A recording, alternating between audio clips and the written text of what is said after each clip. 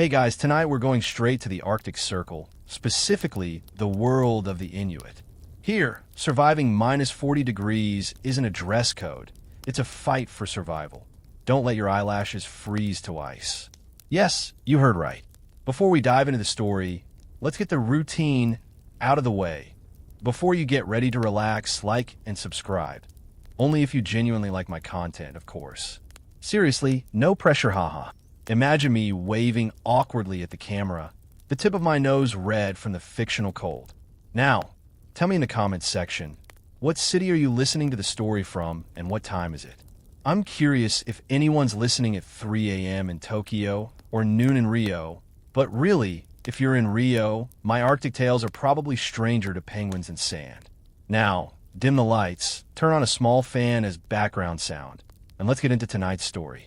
You're standing on a snowy plateau, and the blinding white light of the snow makes your eyes hurt even when you squint. The air is as cold as sandpaper, scraping your throat with every breath.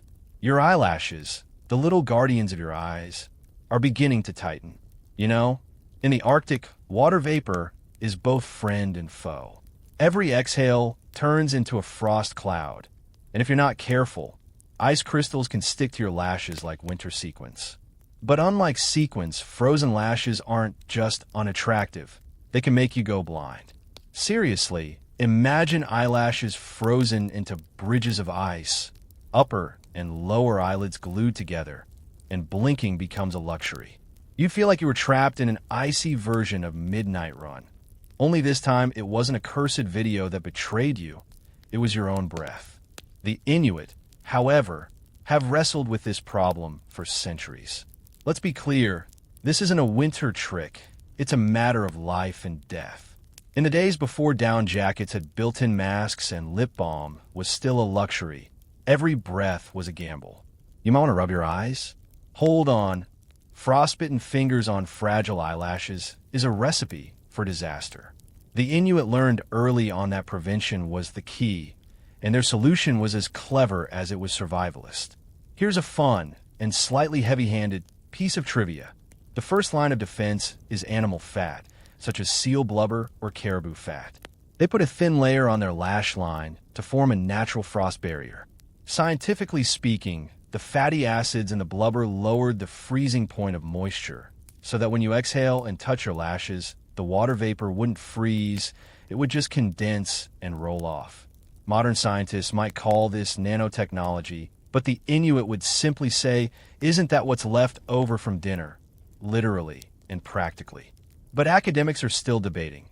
Was the method a serendipitous discovery, e.g., rubbing seal oil on your eyelashes while hunting and realizing they weren't frozen, or the result of a long period of trial and error? Some historians say it's an accidental surprise while hunting. Imagine a hunter rubbing his hands on his face and later realizing his eyelashes didn't freeze like his companions. Others think it's a deliberate observation of Arctic animals. The others think it was a deliberate observation about Arctic animals, such as the polar bear's oily fur that resists frost. Either way, the result was a survival revolution. Let's think a little deeper about why this is so crucial. Let's say you're chasing reindeer across an ice field and you don't have time to stop every 5 minutes to melt your eyelashes. One step into a crevasse and you're done. The Inuit needed an approach that would continue to work as they moved, breathed, and survived. So they start by understanding their enemy. Exhaled water vapor freezes in sub-zero air and clings to any surface, including eyelashes. To fight back, you have to find a barrier that's both waterproof and breathable, and nature has long since hidden the answer in animal fat. Don't think of this as a casual skincare routine. Applying grease is a technical job. Too little doesn't work. Too much gums up your eyes. They'll use fine bones or sharpened twigs and apply it in precise dabs, like an Arctic beauty artist creating anti-freeze smoky makeup. Sure, it may smell like a bonfire pile, but honestly, who cares about fragrance in a life and death situation? When you're feeling the chill in the mock Arctic, remember, every tradition begins with a problem and a solution. The Inuit don't just adapt, they innovate, using the resources at hand to turn deadly problems into manageable aspects of daily life. As you sleep tonight, Perhaps think about your eyelashes. They're cozy under a warm blanket, but at the North Pole, they're little grease-coated, frost-fighting warriors. Now you're standing on the edge of an ice sheet, and the grease on your lashes is already getting its first test. The exhaled white air turns into fine ice crystals just as it hits your lashes, like a sprinkle of frosting. But this isn't a romantic winter filter, it's a precursor to a crisis. Let's get this straight. Why would frozen eyelashes be a more fatal problem than forgotten matches at the North Pole? Here's the mainstream history lesson. For the Inuit, the eye was a second life.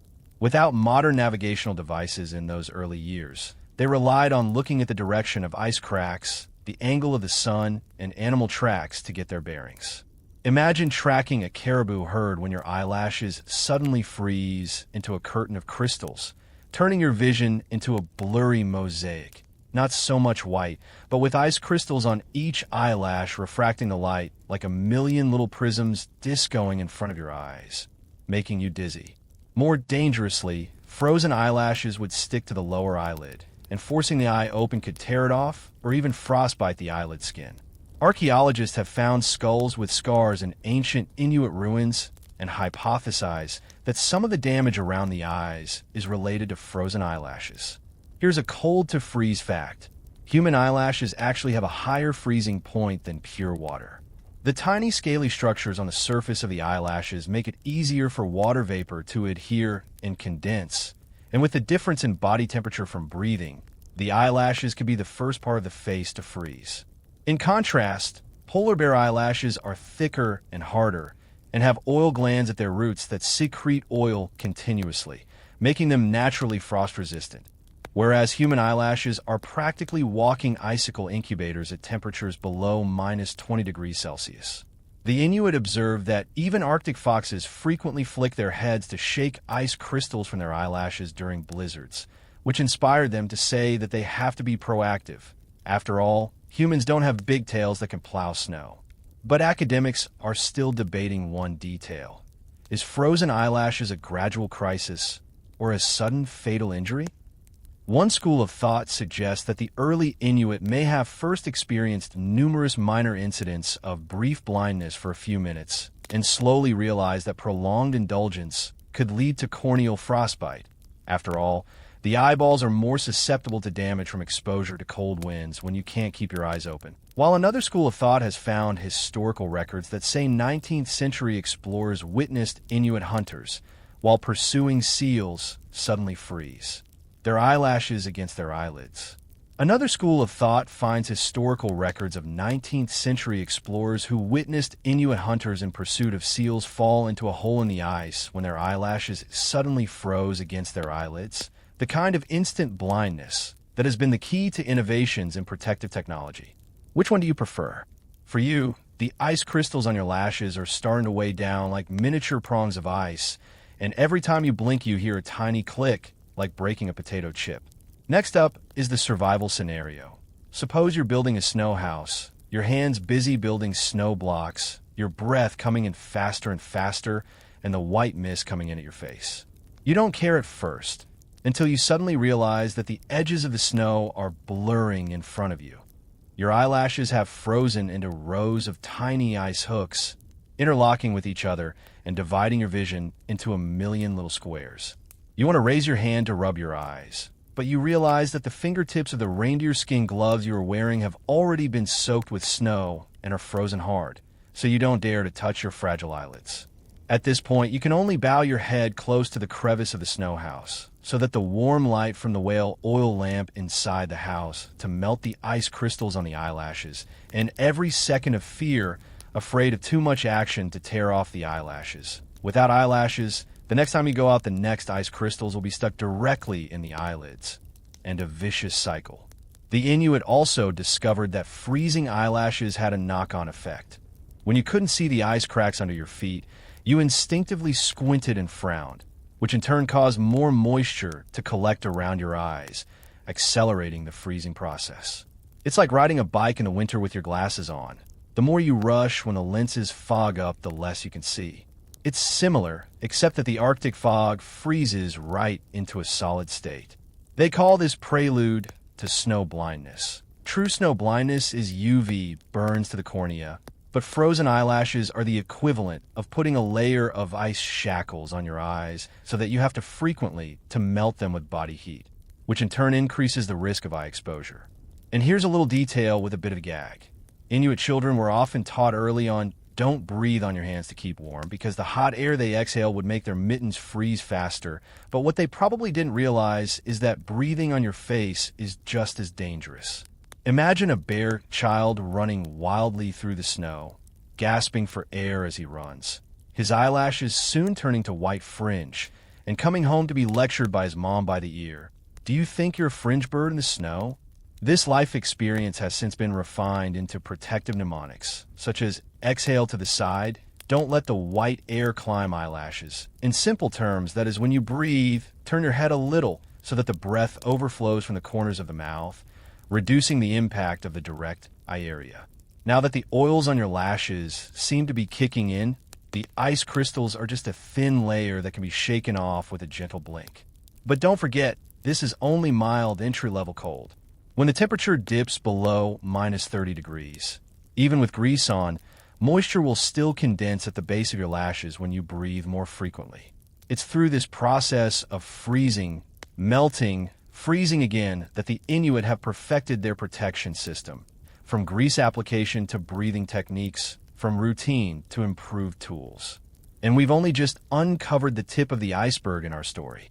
So the next time you're in an air-conditioned room complaining that your lashes are too short and not beautiful enough, think of your Arctic ancestors.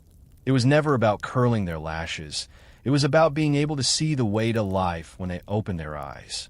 You crouch on the frozen shore and watch an Arctic fox emerge from snowdrift. It tosses its head, and ice crystals crackle and fall from its eyelashes in a cascade, like it's doing a tap dance on crushed ice. The Inuit have been watching their furry neighbors for a long time. Nature's masters of survival never waste evolutionary resources, and human ingenuity is often hidden in these moments of mastery. Mainstream history fact: the Inuit philosophy of survival is to learn from the polar creatures. In the Arctic, every creature that can survive 3 winters is a walking survival guide. Polar bears, for example, have eyelashes that are 3 times thicker than those of humans, and their roots are covered with oil glands, so that before the water vapor produced by breathing has a chance to freeze, it is flicked open by the oily eyelashes. When seals hold their breath underwater, their eyelids secrete a translucent film of oil, which is waterproof and resistant to ice crystals, and when they come ashore, this film will naturally fall off, revealing dry, clean the Inuit. Observe these details. After observing these details, the Inuit began to think, we don't have our own anti-ice equipment, but we have hands and hunting knives. Here's a cold one. You thought they only had eyes for big game? Wrong.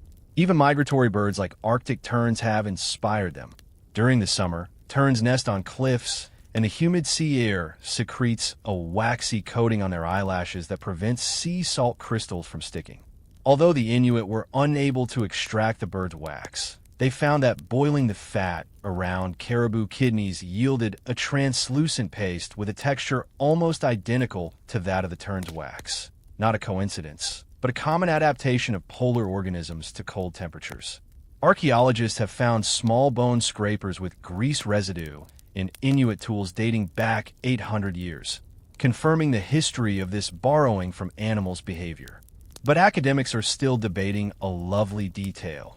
Did observing animals' imitation or casual contact verification come first? For example, some scholars believe that a certain hunter accidentally splashed grease into his eyes while splitting a seal, only to find that his eyelashes were extraordinarily frost-resistant that day, which started the history of grease protection. Opponents point out that Inuit mythology often includes praying to the Arctic fox for eyelash wisdom, suggesting that they consciously viewed the animal as a teacher's, rather than hitting a lucky streak by accident. Which would you prefer to believe? You're watching a seal peeking out of a hole in the ice, and the water droplets from its head flap form tiny ice crystals on its eyelashes, which quickly slide off, as if it's giving you a nature's tutorial on how to protect yourself from ice. Next up is the stealing the show scene reconstruction. Suppose you follow an Inuit hunter back to camp, where he's processing the caribou he's hunted that day.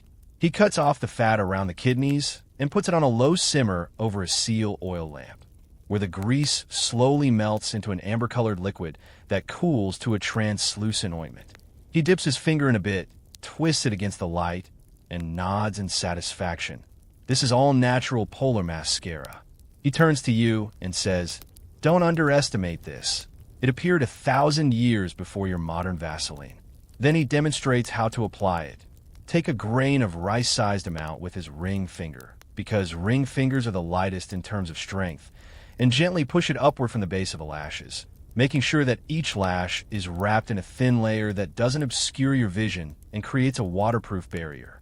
You notice that the roots of his lashes are lightly oiled, like a miniature coat of anti-ice armor. He explains that different animals' oils work differently. Seal oil is light and thin for everyday activities. Reindeer fat is more viscous for blizzards. And if you could get polar bear grease, though polar bears are rarely hunted, it's like eyelash body armor, able to withstand extreme temperatures of -50 degrees. This kind of segmentation of the use of grease, comparable to modern skincare products dry skin/oily skin special, only that the raw materials are all from the freezer level of nature. And here's a detail with a bit of flirtation. The Inuit discovered that blinking after applying the oil felt amazing. The lashes would dutifully shake off the ice crystals like pampered pets instead of sticking together in a clump. But a common mistake novices make is to apply too much, resulting in grease gluing into their eyes when they blink, turning their vision into a blurry oil painting. So the old-timers would laugh and warn, "Don't turn your lashes into deep-fried popsicles, just enough." This wisdom from life is more vivid than any survival manual. Now you try applying caribou tallow to your eyelashes, given to you by the hunter, and there's a slight warmth coming from your fingertips. Animal grease has its own temperature-adaptive properties, and the smell is faintly smoky, mixed with a hint of sea salt, a taste of the Arctic, and a gift from nature. Suddenly you realize that Inuit wisdom has never been to fight nature, but to become its apprentices, to observe, to imitate, to improve, to transform the grease of a polar bear's eyelashes, the membrane of a seal's eyelids, the head tossing of an Arctic fox, all into human survival techniques. When twilight falls and the campfire casts dancing shadows on the snow, you touch the invisible protective cover on your eyelashes and suddenly feel that the so-called gift of nature is never a pie in the sky, but rather human beings stooping down and taking a good look at the surrounding of the living creature and said, "Hey, can you teach me?" You examine your freshly greased lashes in their icy reflection, and they look like enchanted dandelions. Tiny ice crystals hanging from the tip of each lash, but never sticking, like a layer of dancing diamonds. This is the magic of animal fats and oils. At -30 degrees Celsius, they are fighting the fate of freezing with molecular jujitsu. Mainstream historical knowledge, the Inuit use of animal fats and oils, is known as polar biochemistry. Modern analysis shows that seal blubber contains a large number of unsaturated fatty acids, such as omega-3. These molecular structures can destroy the formation of ice crystals lattice, so that water vapor can only exist in liquid or semi-solid state. Reindeer fat is rich in saturated fats. At low temperatures, it will form a pliable film, like a piece of elasticity to the eyelashes to wear an ice-proof coat. Archaeologists have found sealed walrus bladders in 16th century Inuit burials, and samples of the fat left inside show that they deliberately chose winter prey with the thickest layers of fat, as this is when the fat is the most antioxidant, and the shelf life can be extended to half a year. In the Arctic, where there are no refrigerators, this is the equivalent of establishing a strategic reserve of eyelash protection. Strategic reserve. Cold-to-cold knowledge. You thought grease only coated lashes? Wrong.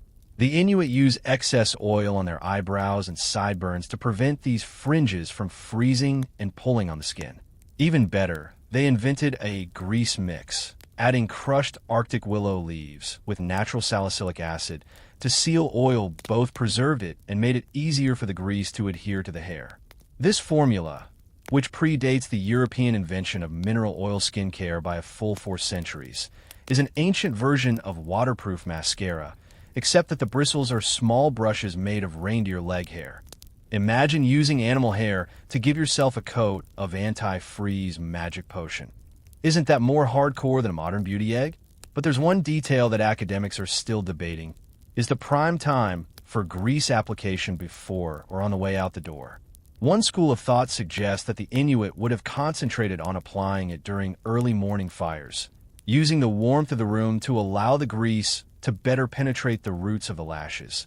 Another has found hunters' journals documenting that they would have reapplied it in small jars, miniature containers carved from seal teeth, of grease that they carried with them between chases of their prey, especially after sweating. Because the salts in the sweat mixed with cold temperatures can accelerate the freezing of lashes. Which do you prefer? Right now you're following a hunter on a caribou trail, and he suddenly stops, pulls the grease canister out of his buckskin fanny pack, and wipes his eyelashes twice with a quick swipe of his frozen red fingers, as if he's applying lip balm, except that this lip balm is a lifesaver. The next step is the grease manual. First of all, you have to choose the right place to get the fat. The fat around the kidneys, commonly known as flower oil, is the purest, free of fascia. Secondly, when simmering, you must control the fire. The shimmering light of the seal oil lamp is just enough for the fat to melt without smoking, and overheating will destroy the structure of fatty acids and turn them into useless lumps of wax. And you must use a clean tool to apply the fat. A small bone spatula is more effective than a finger. A small bone scraper is more precise than a finger and prevents snow from contaminating the grease in the crevices of the fingernails. As the hunter demonstrates, you notice that his scraper is etched with fine ripples, which he says are anti-ice runes passed down in his family, although scientists think they're just non-slip lines. But who cares? Psychological comfort is part of survival. There's also a cold knowledge with trolling. The Inuit found that different animal fats have different anti-freezing shelf life. Seal oil lasts 6 hours at minus 20 degrees Celsius. Reindeer blubber lasts 8 hours, and polar bear grease, which is extremely valuable, lasts 12 hours. The equivalent of putting a layer of long-lasting polar sunscreen on your eyelashes. But polar bear grease is so hard to come by that a mix of caribou and seal grease is mostly used on a daily basis, just like modern people mix and match skincare products, with a main focus on a cost-effective protection.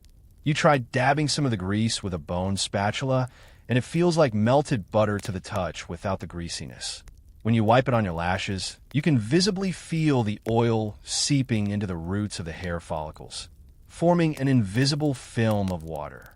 Hunter says a common mistake novices make is to greedily apply too thick and end up with grease dripping into their eyes and seeing like they're wearing amber sunglasses. UV protection, but they can't see through the ice cracks either. That's why the old-timers would say, eyelashes aren't sleds. Don't let them carry icebergs. As you take a short break on the snowy slopes, you look at the eyelashes of the sled dogs in the distance. They're not greased, yet they're not frozen.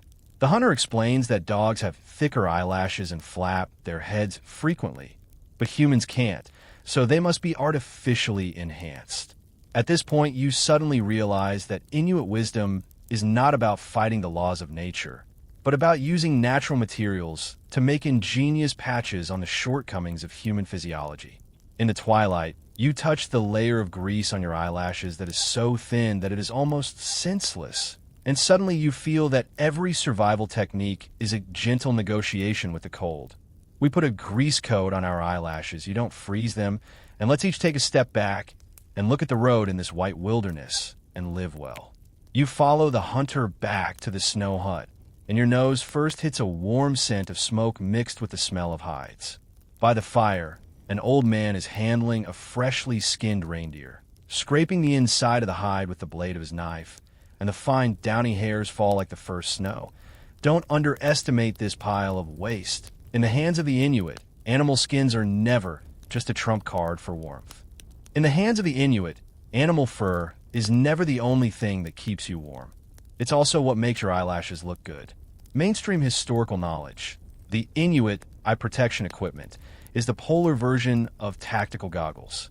As early as BC, they learned to utilize the natural curvature of reindeer hides to cut leather guards that fit around the eyes.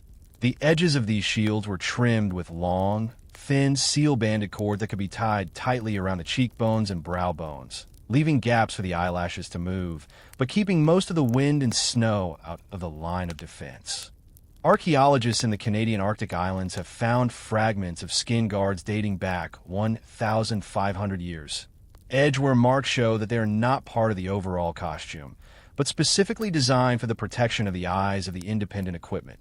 This shows that the Inuit realized early eyelashes to prevent freezing, not enough to rely on grease, but also for the eyes of the construction of a windshield for the eyes. Knowledge so cold it could freeze a cell phone. You thought fur only used the outer stiff hairs? Wrong. The most precious part is the downy hairs on the inside of the reindeer hide. These fine hairs, less than 0.02 millimeters in diameter, come with a natural anticoagulation structure. When viewed under a microscope, each hair looks like a coil spring, forming a 0.5 centimeters cushion of air above the eyelashes, so that before the vapor from breathing touches the eyelashes, it is baked into tiny droplets of water by this layer of fluffy warmth and flows away along the edges of the skin guard.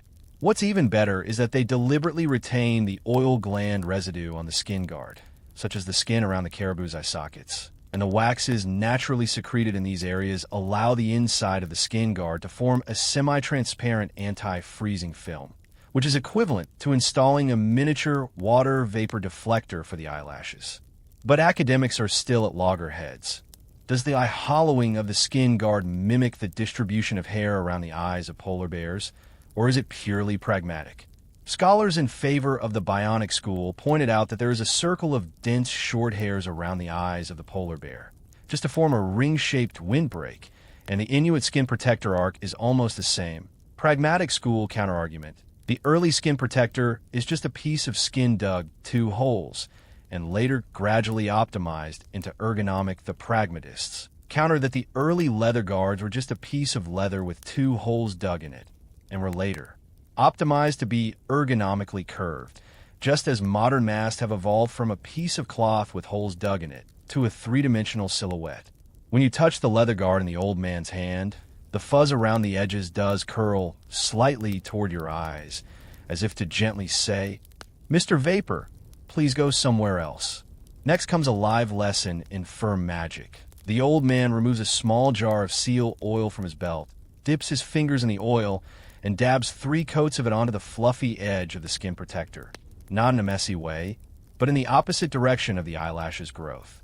That way the fuzz will branch out, like a row of little guards holding up shields. He says as he hands you the skin protector, the inside of which is still warm from the caribou's body heat. Freshly skinned skins are warm, and when you put it on your face, the indentation at the base of your nose is just enough to avoid the lashes, and the white breath that comes out of your mouth immediately turns around when it touches the velvet and slides down your cheeks and up your neck, missing the lashes entirely.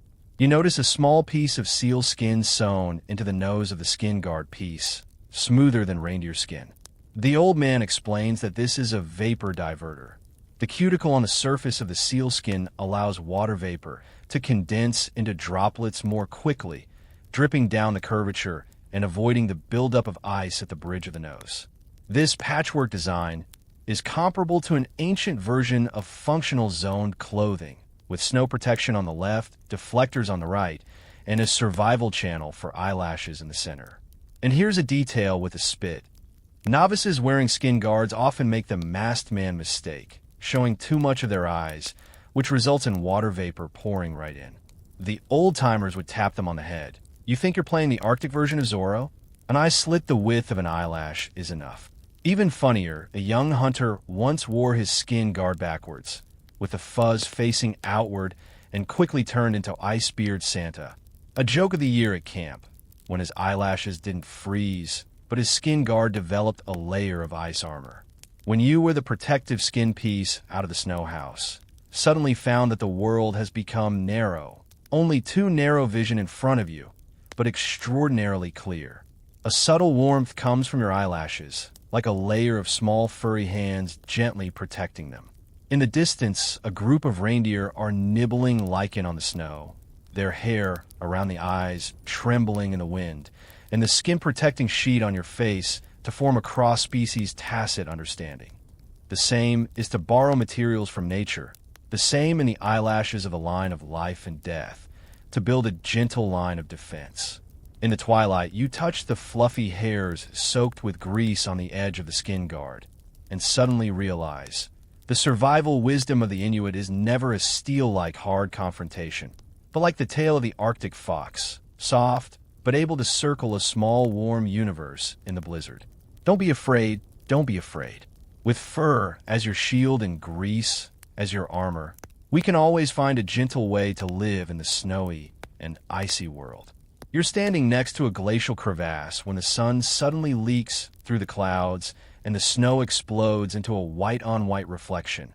Not a romantic aurora moment, but a snow blindness alert. The hunter next to you suddenly pulls a curved moon-shaped piece of walrus ivory out of his buckskin wrist guard. And as he hands it to you, you realize that the thing has two thin slits carved into the center, like an Arctic version of steampunk sunglasses.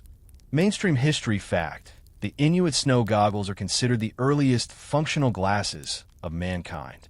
Archaeologists have unearthed 2,000-year-old snow goggles in Alaska, the main body of which was carved from reindeer leg bones. The lenses were polished to translucent mica, and the edges were engraved with thin vertical slits that prevented snow blindness. Not only did these slits filter out more than 90% of ultraviolet rays, a principle similar to that of modern-day window blinds, but they also acted as a deflector to let the slits not only filter out more than 90% of UV rays, similar to modern blinds, but also act as a channel for exhaled water vapor to dissipate along the edge of the frame without touching your eyelashes. What's even better is that they apply a thin layer of seal oil to the inside of the snow goggles to form an anti-fog coating, which solved the problem of glasses fogging up in the winter months a dozen centuries earlier than when you wear a mask. Knowledge so cold it freezes the mind. You thought snow goggles were just light-proof. Wrong. Looked at under a microscope, the Inuit snow goggles have a 45-degree slope around the edge of the slit, a design that allows water vapor from breathing to condense into droplets before it touches the lenses, dripping down the slope to the chin instead of fluttering vertically to the eyelashes. What's more, they found that with polar bear bile-soaked snow goggles, yes, bile, the surface of the lenses will form a nanoscale hydrophobic layer. Water vapor cannot adhere. The effect is comparable to modern waterproof coating. Of course, the price is that every time you wear the goggles before you have to put up with the smell of the polar bear breakfast. The price is that every time before wearing the glasses have to put up with the polar bear breakfast flavor, kind of with the olfactory pain in exchange for visual safety. But academics are still fighting the chicken or egg lawsuit. Snow goggles were originally invented to prevent snow blindness or to protect eyelashes. One school of thought has turned to a 19th century missionary's diary, which records the Inuits saying that eyelashes were frozen into chopsticks of ice before eyes went blind from the sun, arguing that the two were symbiotic needs. The other school of thought points out that early snow goggles, with their thin slits that were so narrow as to block almost all vision, clearly prioritized UV protection. And that protection of eyelashes was just an add-on you get with the purchase of sunglasses. You put on the walrus ivory snow goggles handed to you by the hunter, and your field of vision instantly turns into two parallel slits like you're looking at the North Pole through a keyhole. You can't see your eyelashes, true, but you also almost trip over the ice prongs underfoot, and the hunter smiles and pats you on the back. Just get used to it. It's better than becoming blind, right?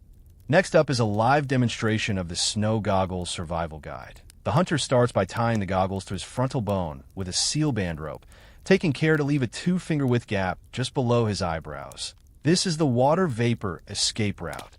Then he pulls out a can of grease and smears a half circle around the edge of the slit on the inside of the lens. Remember, only apply the outer third so that the grease doesn't gum up your vision, as if you were building a moat against ice for the tops of your eyelashes.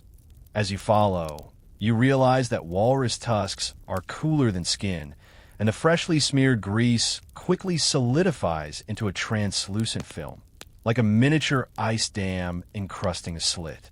There's also a detail with a spitball. Novices often commit the too tight snow goggles syndrome, strangling the rope too hard, resulting in bruised temples, unfrozen eyelashes, and migraines in the head first.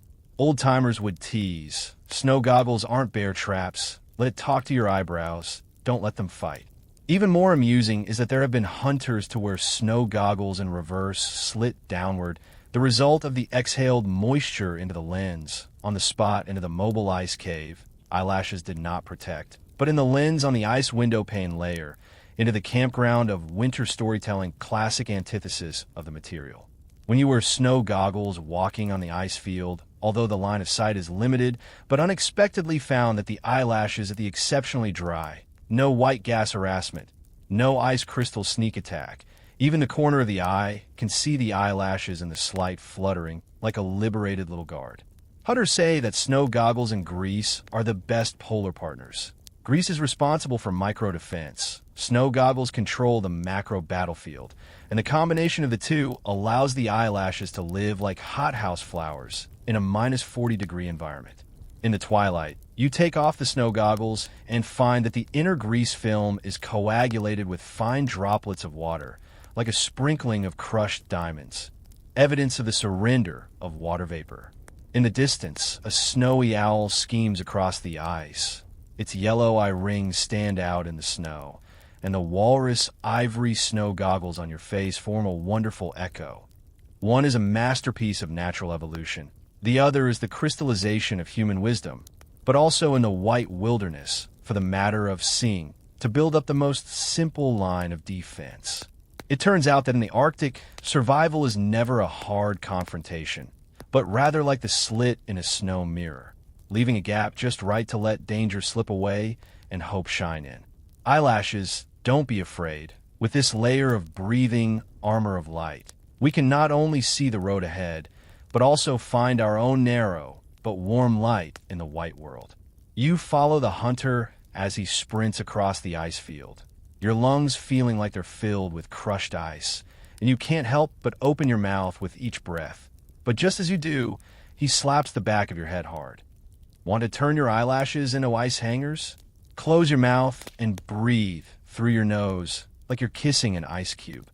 It was then that I remembered that in the Arctic, breathing patterns are not habits, but survival code written into your genes. Mainstream history factoid. The Inuit philosophy of breathing predates yogic conditioning by 1,000 years. Archaeologists analyzed the nasal structure of ancient corpses and found that their inferior nasal turbinates were 30% wider than those of modern people, which was naturally an air preheater. The cold air inhaled was heated and humidified by the mucous membrane inside the nasal cavity, and the temperature was close to the body temperature when it was exhaled, and the content of water vapor was reduced sharply. But this is not enough. They invented the 3-step breathing method. Inhale with the tip of the tongue against the palate to guide the airflow from the top of the nasal cavity. Pause for 0.5 seconds to let the water vapor condense in the nasopharynx, and then exhale from the corners of the mouth on both sides, avoiding the triangle around the eyes. This technique allows 90% of the exhaled vapor to land on the chin guard instead of fluttering into the eyelashes. Cold enough to freeze a respirator. You thought only humans could adjust their breathing? The Inuit observed that Arctic wolves, when chasing caribou, would deliberately exhale through the gaps in their teeth, creating 2 lines of air slanting downward to avoid white mist interfering with their vision. A trick they copied by cutting symmetrical slits in their buckskin mouthguards, so that when they exhaled, the gas would glide, like a ski, over the cheeks and straight to the ground. What's even better is that they would sew seal whiskers with their own barbed structure on the inside of the mouthguard, and water vapor would immediately condense into water droplets when it touched the whiskers and flowed down the grooves into the absorbent moss bag on the neck, equivalent to installing a set of miniature sewage treatment systems for breathing. But academics are still debating. Is this breathing technique the result of evolution or acquired training? One school of scholars has come up with genetic studies that say the Inuit carry a mutation in the ADRB1 gene that makes them better at controlling their breathing rate. The other school has turned to hunters' diaries, which record that novices need to practice for 3 months before they can breathe through their noses without getting dizzy, so it's clearly an acquired skill. You try to imitate the hunter's breathing, the tip of the tongue against the palate, like containing a block of invisible ice. The exhaled breath is really sticking to the cheekbones downward. The eyelashes only feel a trace of warmth, if any, like being gently rubbed by the polar bear's fluff.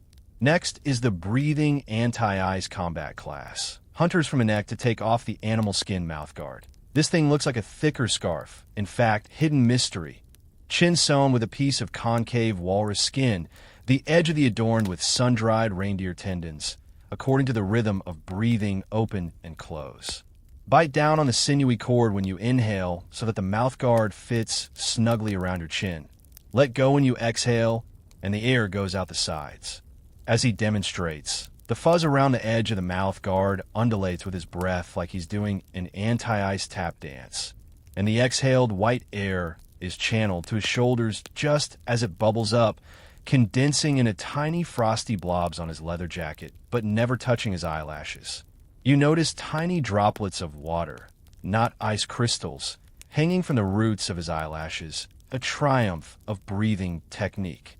He explains that in the early days, a hunter who didn't believe in the idea and opened his mouth to breathe caused his eyelashes to freeze into ice prisms, which cut his cornea when he blinked and nearly blinded him. Since then, shut up and breathe has become a stricter rule of survival than fire is important, and even when children are learning to walk, their parents will chant, breath comes in through the nose, trouble comes out through the mouth. Here, trouble is eyelashes turning to ice. In this case, it's the eyelashes that turn into popsicles. And here's another detail. Modern people wearing N95 masks in the north during the winter often complain about frozen eyelashes, but they don't realize that the Inuits solved this problem a long time ago. Their mouth guards were designed with vapor deflectors that were much smarter than the mask's metal bars. After all, at minus 40 degrees, any plastic part would freeze to a crisp, and only the animal skins and sinews would remain flexible, like the Arctic version of a bioengineered mask. As you take a break in the leeward area, the hunter suddenly points to the seal's ice cave in the distance. Look, when they surface, the fur around their nostrils creates a natural gas valve, and their exhalation is always in the downward direction. Humans don't have this fur, so they have to build their own. You look at the faint traces of exhalation on the ice, and suddenly realize that the Inuit's wisdom has never been to borrow drawings from nature. The seal's nostrils, the Arctic wolf's dentition, and the caribou's nasal cavity are all scales on which to draw the blueprints of their existence. In the twilight, you try to walk with the 3-step breathing method, the tip of the tongue against the palate, the fluff of the mouth guard rubs against the chin, and the exhaled breath, like an obedient little pet, obediently wraps around the eyelashes. Eyelashes, don't be afraid. When breathing has become an elaborate anti-icing ritual, when every breath is making way for you, this icy weather is even more harsh. We can also be like the northern lights in the cold, tracing out their own warm trajectory. You wake up in the dim light of a seal oil lamp, your lashes temporarily sheltered from the cold by the warmth of your animal skin bedding. But as soon as you lift the covers, the tip of your nose hits minus 30-degree air. It's time to start your daily lash-proofing routine, which is more hardcore than a modern morning routine. It's a process that's more hardcore than modern morning skincare, with each step being the optimal solution to a survival algorithm. Mainstream history. The Inuit morning routine, oil, skincare, snow goggles, was standardized as far back as BC. Archaeologists have found complete protection kits in tundra sites excavated in the Yukon. A walrus ivory jar carved with caribou designs for solid tallow. 3 smooth polished caribou skin guards, corresponding to daily, wintry, and hunting scenarios, and a bone tool set strung on a rope of seal tendons, including an eyelash comb, grease scraper, and skin guard adjustment pin. The placement of these items suggests that they'll complete the full range of protection by the fire, using the first 10 minutes of warming up to allow the grease to better penetrate the roots of the lashes. the equivalent of turning the igloo into an Arctic version of a beauty lab.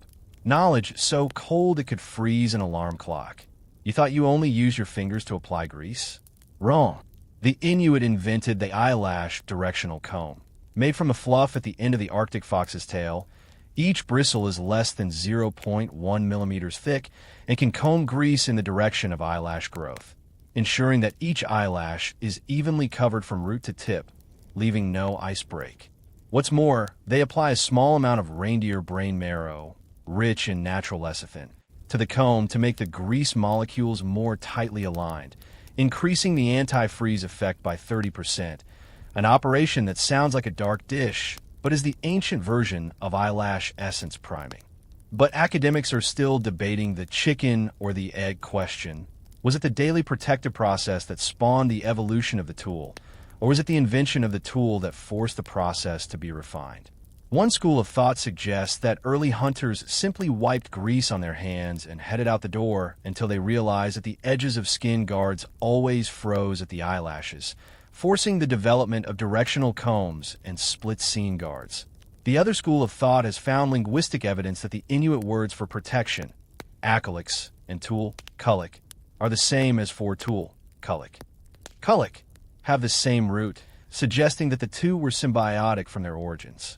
You hold the foxhair comb in your hands, the bristles still stained with last night's unwiped seal oil, and suddenly think, this isn't a comb, it's a love letter to your eyelashes, woven from the fur of a polar creature. Next is the morning protection reality show. The hunter squats in front of the fire, using a bone knife to scrape off the size of a fingernail capped caribou fat, warmed up in the palm of the hand. The oil meets the body temperature to become a translucent gel, like a modern warm the grease turned into a translucent gel with body heat, like a modern-day warm beauty oil. He uses a foxhair comb to flick the oil 3 times upward from the base of the eyelashes. This opens the follicles, then dips the tip of his ring finger into the oil and applies it to the end of the eye in a comma-like gesture. This is the area most susceptible to side winds, so you have to take care of it. The whole process takes less than 30 seconds, but covers the strategic areas of the lashes with precision, even the lower lashes. Knowing that cold air can sneak in from below, and that icing of the lower lashes can be an unguarded blade of ice. You notice that after applying the oil, he puts the pads over the fire for 3 seconds to slightly curl the inner lint. The lint stands up to deflect moisture. When he puts it on, he licks the seal rope around the edge of the skin with the tip of his tongue. Don't mind the dirt, but the saliva temporarily softens the frozen rope, and then ties a knot around the back of his head to make sure that it fits snugly over his brow bone and cheekbones, leaving only a gap for his eyelashes to flutter. Finally, you put on your snow goggles and rub a circle of grease around the temples where the temples come into contact with the legs, to prevent frostbite on the metal temples and to ensure the hairs on the temples. There's another detail. Newbies often ignore the preheating step, resulting in an uneven layer of ice when the cold skin is pressed against the face and the oil at the base of the eyelashes instantly solidifies. Old-timers would laugh at them. Are you putting ice armor on your lashes? Or are you making them sauna? Even more amusing is that there was a hunter sleepy did not do the protection on the way out. The result of eyelashes in 5 minutes frozen in an ice fork. After returning home to his wife was punished squatting by the fire. To the whole family skincare piece are baked again. In the Arctic, lazy cancer is the cold will be punished ruthlessly. As you follow the hunter out of the igloo, the morning sunlight cuts diagonally across the ice field, and the fluff on the inside of the skin guards casts tiny shadows above the eyelashes, like a furry parasol for your eyes. The exhaled breath slips away from the sides of the skin guards, and the oil on the eyelashes forms a pliable film at low temperatures, so that every time you blink, you can hear a subtle, rustling sound, as if you were high-fiving the Arctic wind. It turns out that in the Inuit world, daily protection is not a tedious task, but a tacit agreement with the cold. We take each eyelash seriously, you will be less hideous. We respect the rules of nature. Nature will return to the wisdom of survival.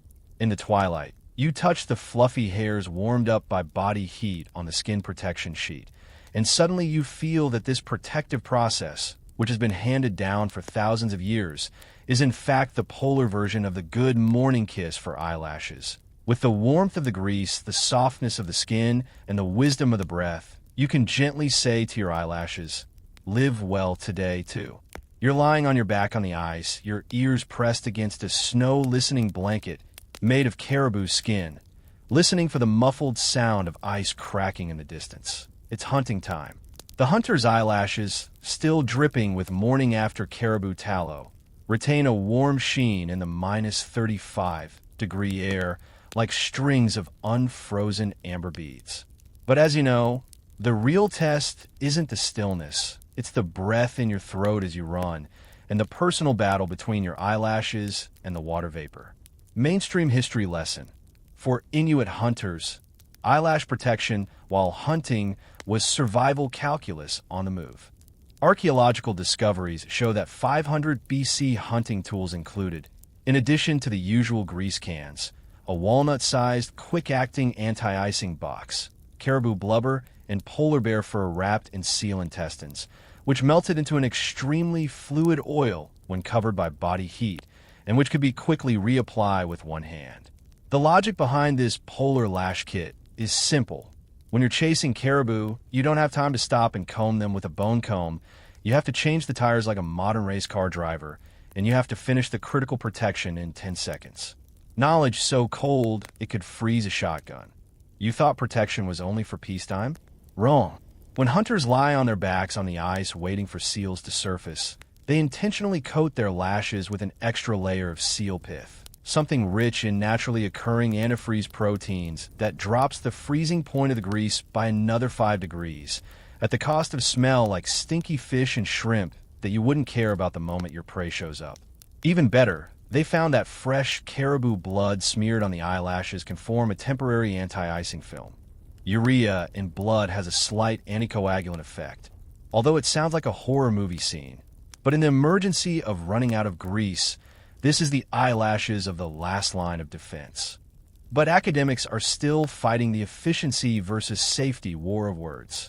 One school of thought is that the protection process should be simplified when hunting, giving priority to ensuring a clear field of vision, e.g., only applying the lower eyelashes, leaving the upper eyelashes to sense the wind and snow. Another school of thought has come up with a hunter's diary that records that a hunter in 1872, because of omitting the upper eyelash protection, chasing musk oxen with iced-up eyelashes to block the view of the snow, almost got his horns pushed through the snow. The other side brings out hunter's diaries of a hunter who, in 1872, nearly had his snow goggles pierced by a bull's horns while chasing a musk ox by omitting upper eyelash protection. Which side do you favor? Right now, the hunter is reaching into his buckskin belt with one hand for a quick-acting anti-icing box, opening the seal of his gut with his teeth, while holding his spear with both hands, and dripping grease onto his eyelashes from his fingers without even looking in the mirror, using muscle memory to finish applying it. Not recklessness, but blind confidence gained from 1,000 hours of training. This is not recklessness, but blind confidence gained from thousands of hours of training. Next is the hunting and ice protection scene. When the caribou herd comes into range, the hunter suddenly gets up and runs wildly, and you can hear the seal rope around the edge of his skin protector squeaking from the violent movement. His respiratory rate changes from 3 steps and a breath to 1 step and a gasp. But the exhaled white air is still channeled along the sides of the skin protector without touching his eyelashes.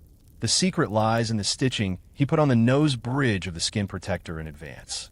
The secret lies in the fact that he has sewn a piece of curved walrus cartilage at the nose bridge of the skin protector in advance, forming a natural respiratory inflow slope, so that even the most rapid breaths will be wrenched toward the ground. While you run along, your eyelashes begin to tighten. It turns out you didn't learn him to use the tip of his tongue against his palate before running, and the exhale breath goes straight to the periphery of his eyes, where ice crystals have already sprung up at the tips of his eyelashes. The hunter suddenly breaks and turns to fling you half a block of frozen hard seal oil. Lick it and rub it on your eyes. You freeze. Lick the grease? He yells, "Cut the crap. Body heat will soften it."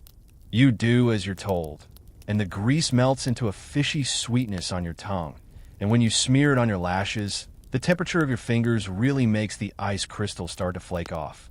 It's called the body temperature emergency method, and it's specifically designed to deal with grease failure caused by sweating while running, which is a mess, but 100 times better than blindness.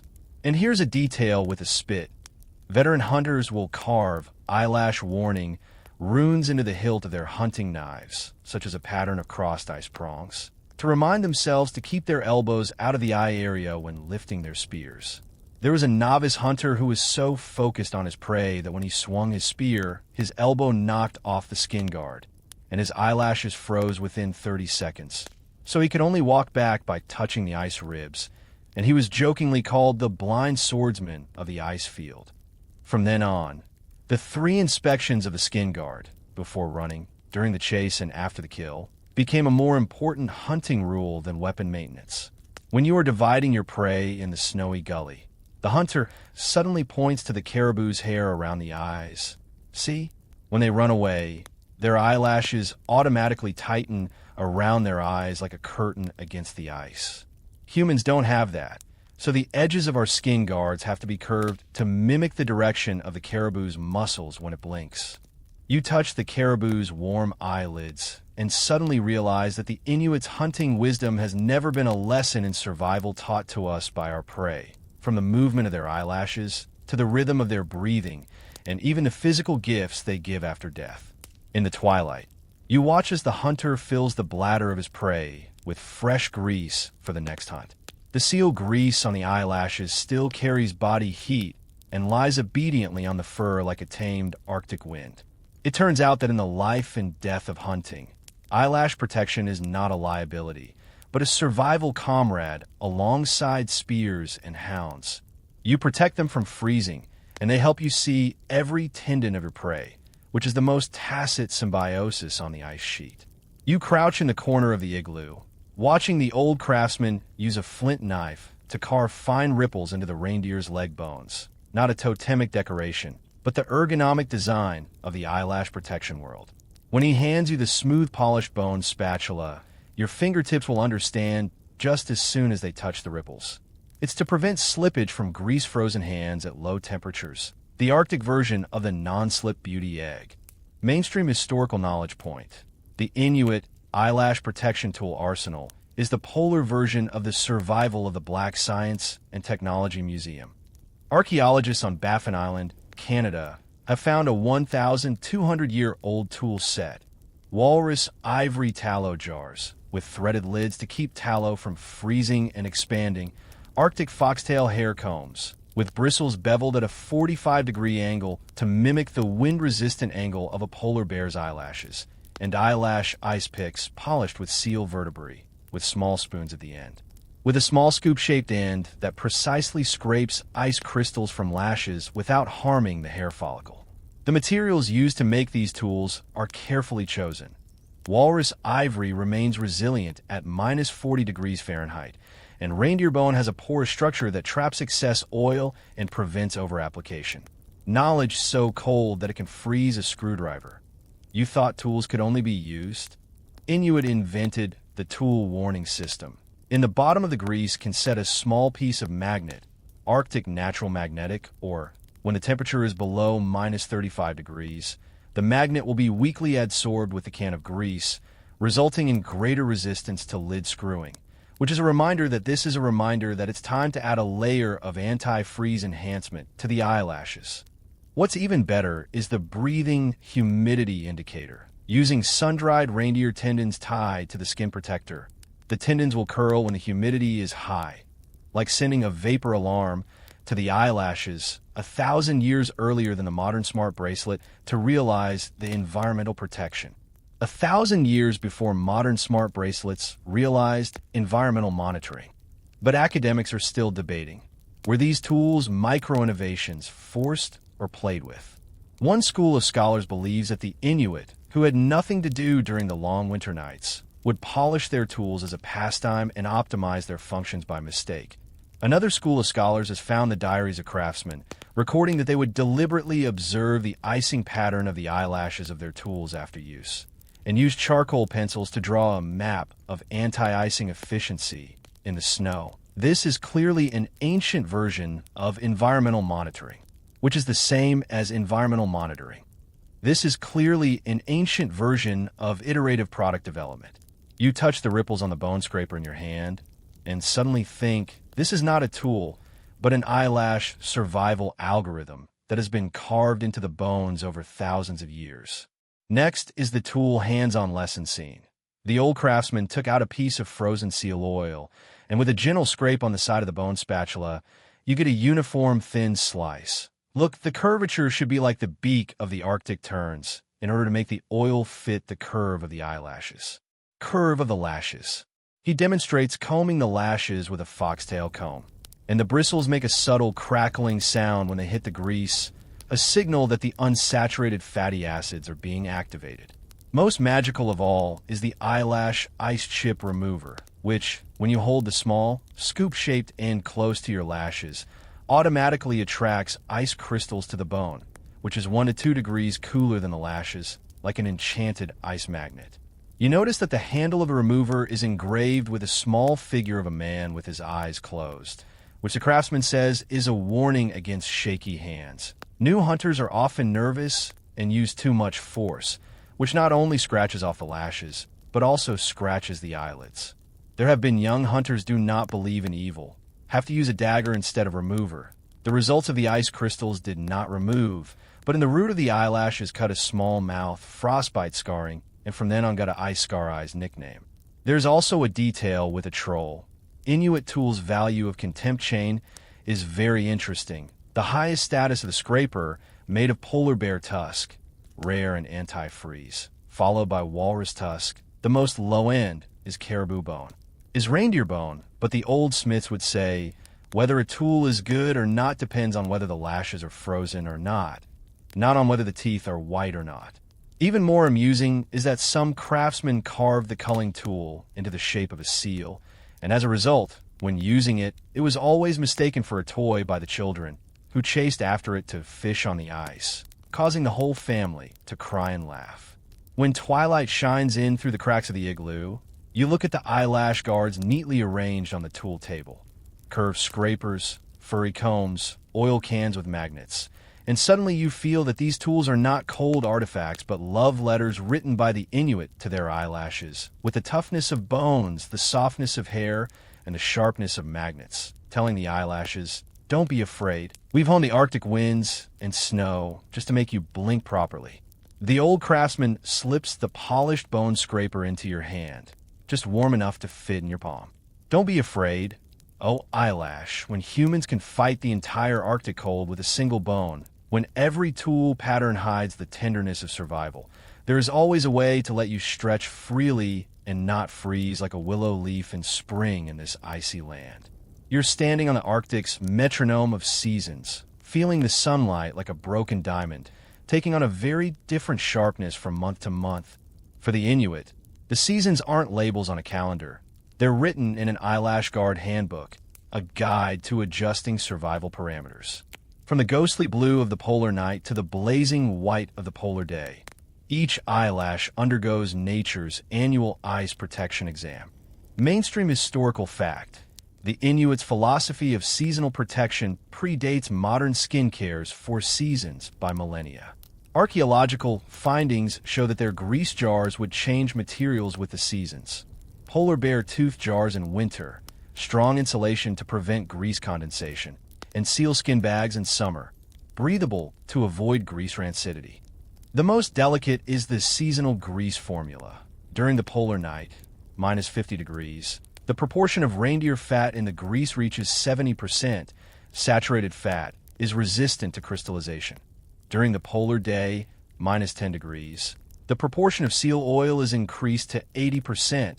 Unsaturated fat is highly conductive. The precise mixing is comparable to the polar bear's tooth cans in winter, strong insulation to prevent grease condensation, and sealskin bags in summer, breathable to avoid grease rancidity.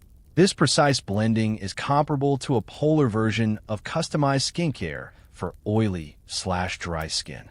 Knowledge so cold it could freeze a thermometer. You thought it was only temperature changes? Wrong. During the spring snowmelt, Inuit add the juice of young Arctic willow shoots to their oils, a plant that contains natural salicylic acid, which breaks down the thin ice on your eyelashes. The principle is similar to that of Carglass de-icer and prevents ice crystal particles carried by the melting water from scratching your corneas. Even better is the fall storm prep. They sow sun-dried musk ox hair. The hollow structure stores warm air into the inside of the skin guards and apply grease mixed with reindeer blood to the roots of the lashes. The hemoglobin in the blood boosts thermal conductivity and slows the formation of ice crystals, which is the equivalent of pre-wearing the lashes with the wind and frost-resistant doppelganger. But academics are still playing active adaptation versus passive evolution, pen and ink lawsuit. A school of scholars believe that the Inuit has observed polar bears with the seasons to replace the density of hair around the eyes before imitating the adjustment of the material of the skin protector sheet. The other school of genetic research pointed out that their ABCC11 gene mutation allows sweat glands to secrete the composition of the oils with the air temperature automatically changes, and seasonal protection is just going with the flow. Which do you believe more? Right now you're watching a hunter switching from winter skins to seal skins in the spring, thinner skins with thinner fuzz, like a breathable sunsuit for your lashes. And he's saying, don't underestimate this skin. More cunning can make eyelashes suddenly freeze into ice comb when you smile. Next up is the Seasons of Protection Variety Show ad. Polar night, December-February, you're wrapped in 3 layers of reindeer skin gaiters, and the grease on your eyelashes is thick like a layer of amber armor. The hunters deep nourish you with polar bear tallow before bedtime. It remains semi-liquid at minus 60 degrees and penetrates the roots of your lashes to form an anti-freeze layer, but at a price. Wake up with lashes so hard you could raise little ice prongs, but not at all afraid of the dry, cold blasts of the polar night. Spring, March-May, when the first drops of melting snow fall on the skin guards, you realize that the hunter has switched to a seal skin guard. The surface is smoother, the fluff is half as short, and it's like a waterproof parasol for your lashes. He also stuffs a small ball of Arctic cotton, a type of polar moss, into the crevices of his snow goggles, and the snowmelt runs off down the ball, saving you from having icy water drip into your eyes when you blink, which is a much more unpleasant sensation than being kicked by a caribou. Polar days, June-August UV rays, turn the snow into white-hot steel, and the slits in your goggles are widened to 3 millimeters, a summer-only model, with the insides coated with diluted seal oil to prevent fogging without blocking your vision. Hunters say there have been novices who still use winter grease in the summer, only to have the grease film on their eyelashes focus into small spots in the bright light, nearly burning their corneas, and since then, seasonal grease misuse has become a classic cautionary tale in the nightly snowshoe conversation. Fall, September-November, before blizzard season, you follow a hunter as he collects caribou kidney fat, a strategic winter reserve. He boils the grease and adds a small amount of seal medulla oblongata, which forms an elastic film when it cools down like a breathing, ice-proof rubber coat for your eyelashes. Meanwhile, the edges of the skin guards are reinforced with seal tendon cords. The fall winds are harder than the winter ones, and you have to keep the guards nailed to your face like a shield. And here's a detail with a spit. The Inuit eyelash alert for determining the change of seasons is pretty straightforward. When you notice your lower lashes starting to frost, a sign that cold air is sneaking in from below, you know fall is here. If your upper lashes are frequently hung with ice, a reflection of sunlight reflection causes water vapor to rise. It's a sign that we're entering a period of extreme weather.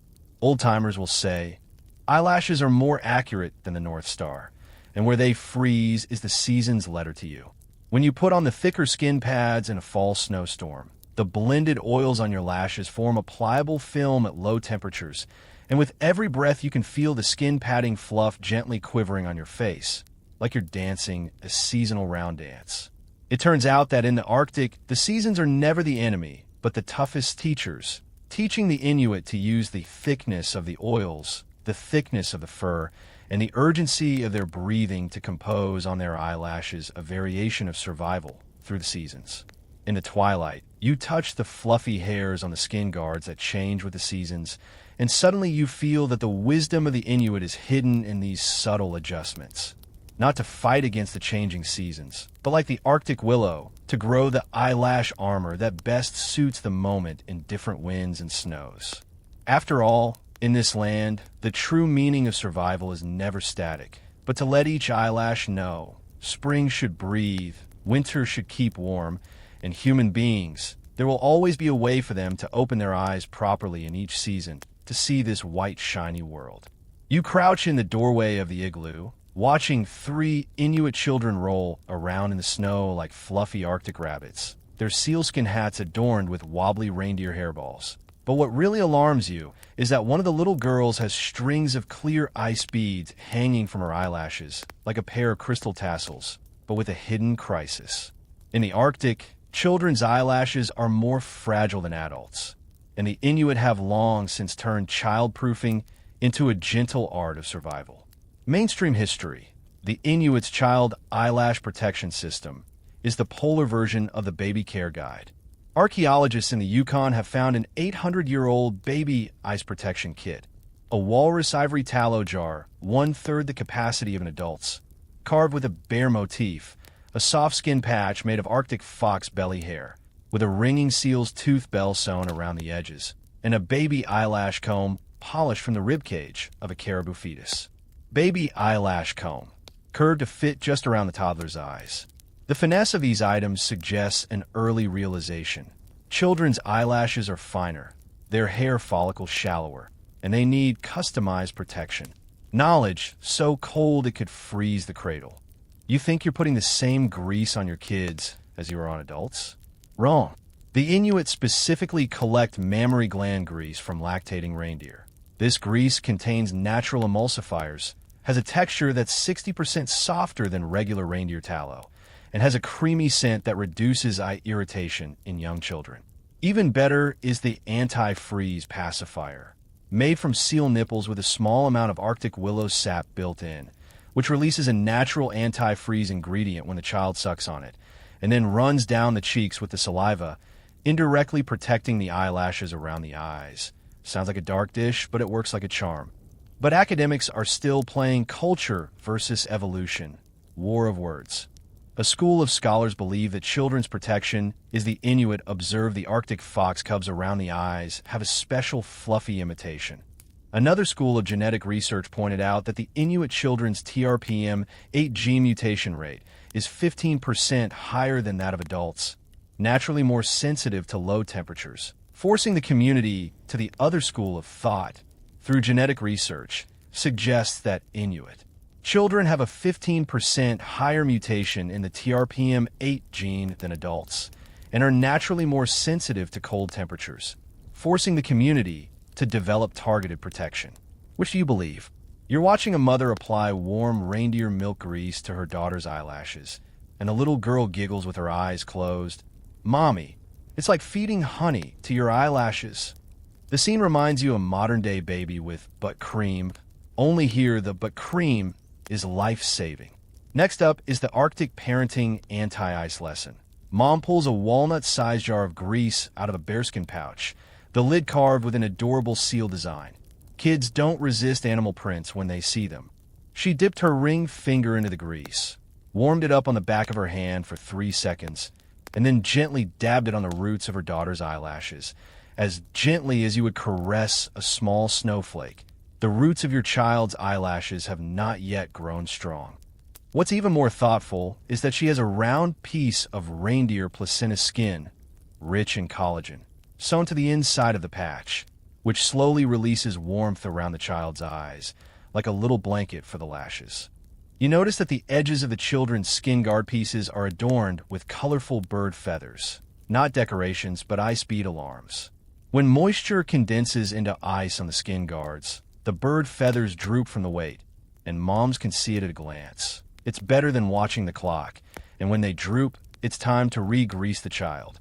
A new dad once didn't notice the bird feathers freezing on his son's skin guard, so his child's eyelashes froze into a ball, and he went home and was punished by his wife for sleeping in the doorway of a snow hut for 3 days. In the Arctic, neglecting to protect your child's eyelashes is a felony.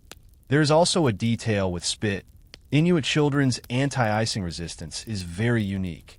Some will deliberately rub their eyes to make grease paste into a big flower face, and some lick off the eyelashes when adults are not paying attention to the grease. After all, reindeer milk grease has a sweet flavor. As twilight falls, the children return to the igloo wearing their bird-feathered skin protectors. The reindeer milk grease on their eyelashes glowing softly under the oil lamps like a layer of edible gold dust. Mothers check each other's skin protectors. It's time to change your child's bird feathers. This one is frozen hard. Your oil is too thick. Next time, add half a spoonful of reindeer milk. These seemingly trivial exchanges are in fact part of a millennia-old tradition of reindeer milk. These seemingly trivial exchanges are in fact a database of children's experience in ice prevention, handed down over 1,000 years. You touch the soft fox fur on the child's skin protector, and suddenly realize that the most touching part of Inuit wisdom is not the toughness against the cold, but the gentle guarding of fragile life. They use reindeer milk, fox belly hair, seal nipples, and build a breathing warm wall for the child's eyelashes in the world of ice and snow. Don't be afraid, oh eyelashes. In this land, even the smallest eyelashes are cared for like snowflakes, and human love is always one step ahead of the cold winds of the North Pole, warming each and every growing fluff. You follow the hunters to a trading post on the edge of the ice sheet, where a strange smell of kerosene, tobacco, and wool wafts from the cabin. This is the Arctic's window on globalization, and the Inuit are trading sealskins and whale teeth for thousands of miles of new gear for eyelash protection.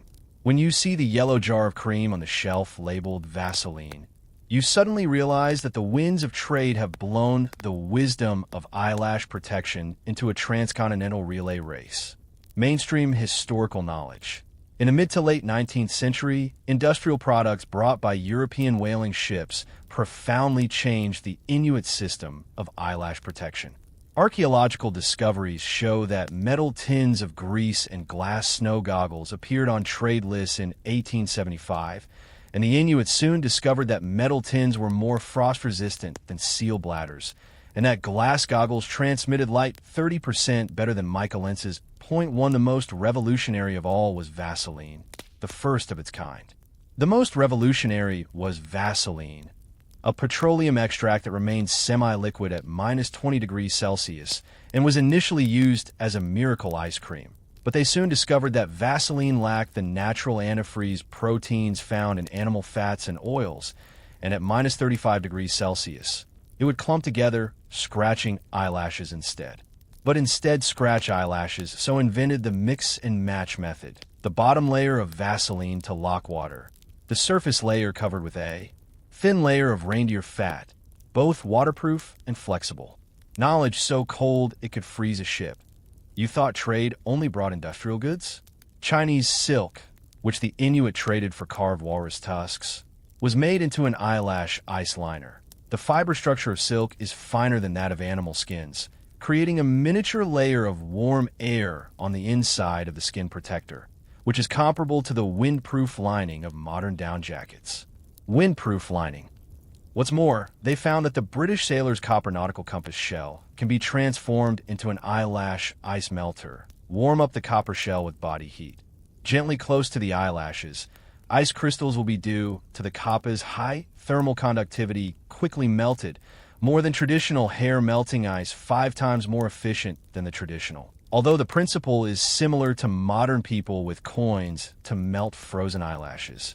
But this is the 19th century polar. Black science and technology. But academics are still fighting the cultural erosion versus technological fusion lawsuit.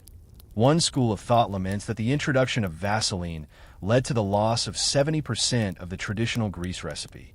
The other school of thought points out that the Inuit people creatively combined copper, silk, and traditional animal skins to develop a hybrid anti-icing techniques, such as reinforcing the edges of hide sheets with copper wire and wrapping tins of tallow and silk to prevent cold.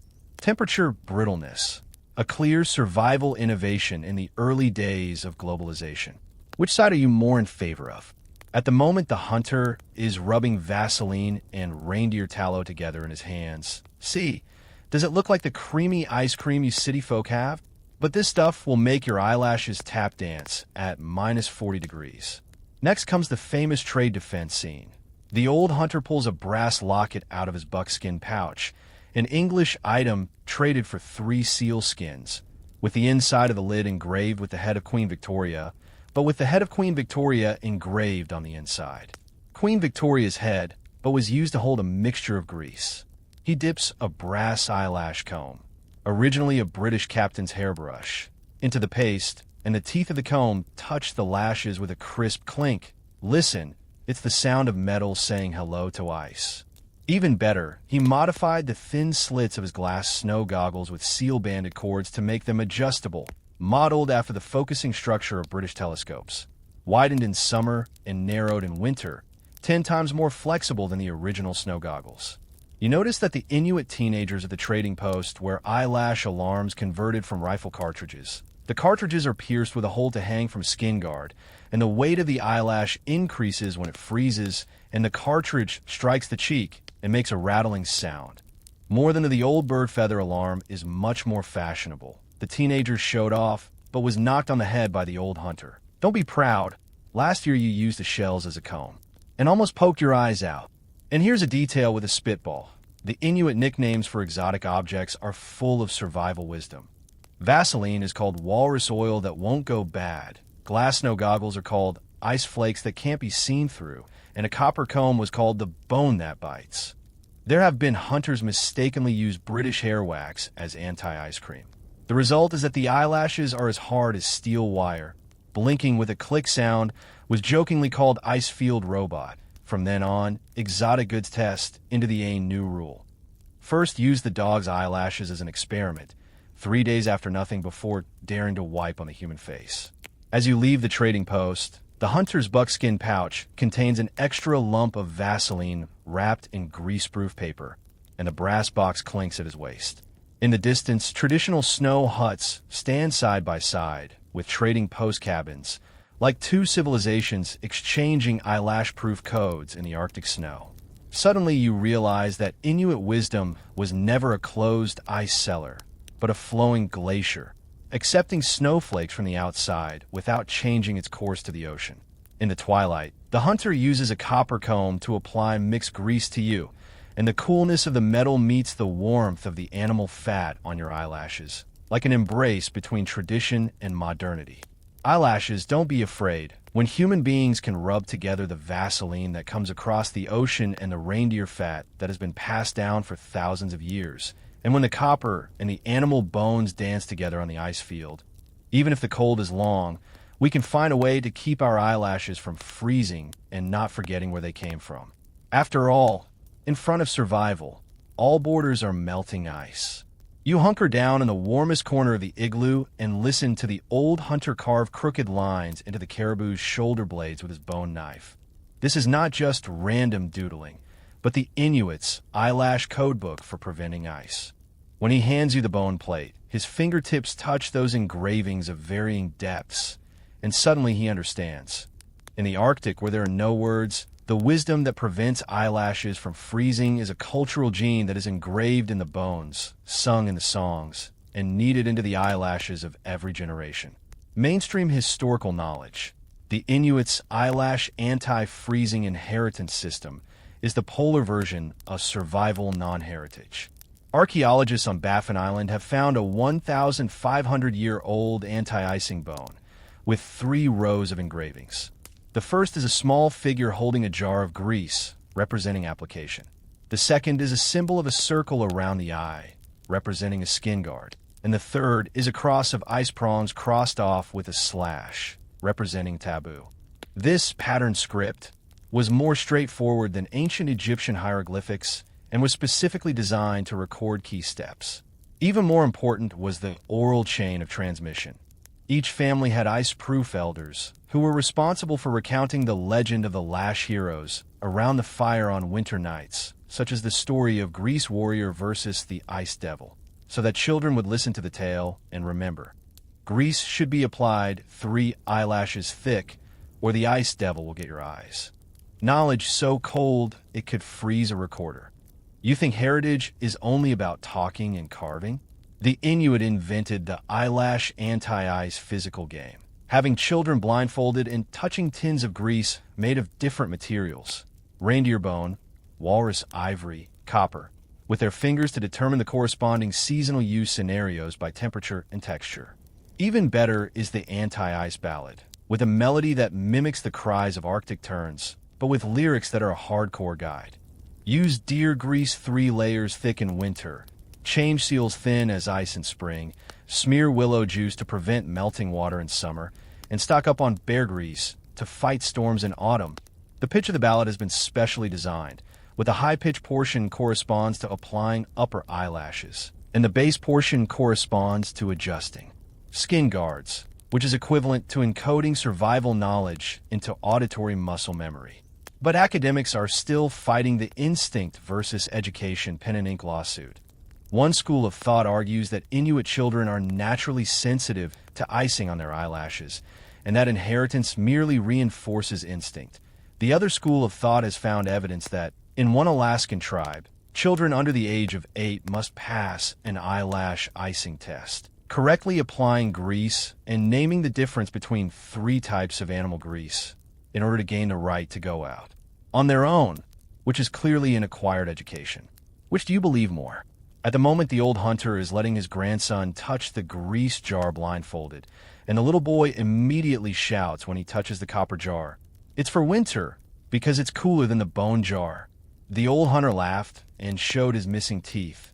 "Right, the copper jar freezes your hands, which means it's time to put a winter coat on your eyelashes."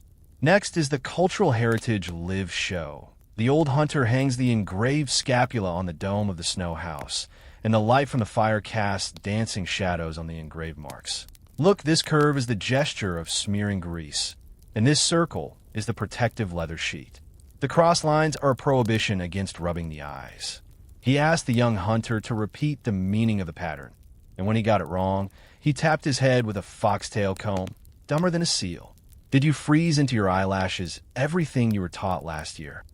Even better is the anti-icing tool relay.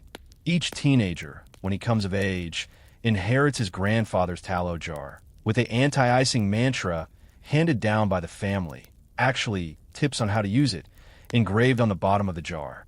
For example, deer grease needs to be boiled for 3 rolls and seal oil for 3 days in the sun. Lessons more valuable than any manual. You notice that the little girl by the fire is weaving miniature skin protectors out of moss to put on her seal doll, an Inuit version of the over-the-hill ice protection lesson. The old hunter said a girl once froze her doll's eyelashes and was punished by her mother by sewing a night's worth of lint to the real skin protector and never dared to neglect the details again. This kind of play-to-learn inheritance than the boring sermon is 100 times more effective. There's one more detail. Inuit people have funny nicknames for mistakes in inheritance. Accomplice of the ice devil for applying grease in the wrong season. Death sentence for eyelashes for forgetting to put on the skin guard. And death sentence for eyelashes for using the wrong tool. And using the wrong tool is called dumber than a baby seal. But the old-timers would say, scoffing aside, who hasn't frozen their eyelashes into an icy broomstick when they were young? The important thing is to carve the lesson in your bones, not in your eyes. When twilight turns the animal skin walls of the snow hut amber, the old hunter's song echoes under the dome, and the shadows of the carved scapulae sway with the firelight, like telling a 1,000-year epic about eyelashes. You suddenly realize that the most moving thing about Inuit wisdom is not how exquisite the tools are, but that they have turned the details of their existence into the bloodline of their culture, from the bone carvings to the melody of the songs. From the punishment of the game to the inheritance of the tools, the protection of each eyelash is a reverence for life and an echo of the ancestors. Don't be afraid, oh eyelash, when humans can sing songs, carve bones, and play games with their skills against the cold. When this wisdom seeps into cultural genes like grease into eyelashes, there's nothing that can't be passed on in this icy land.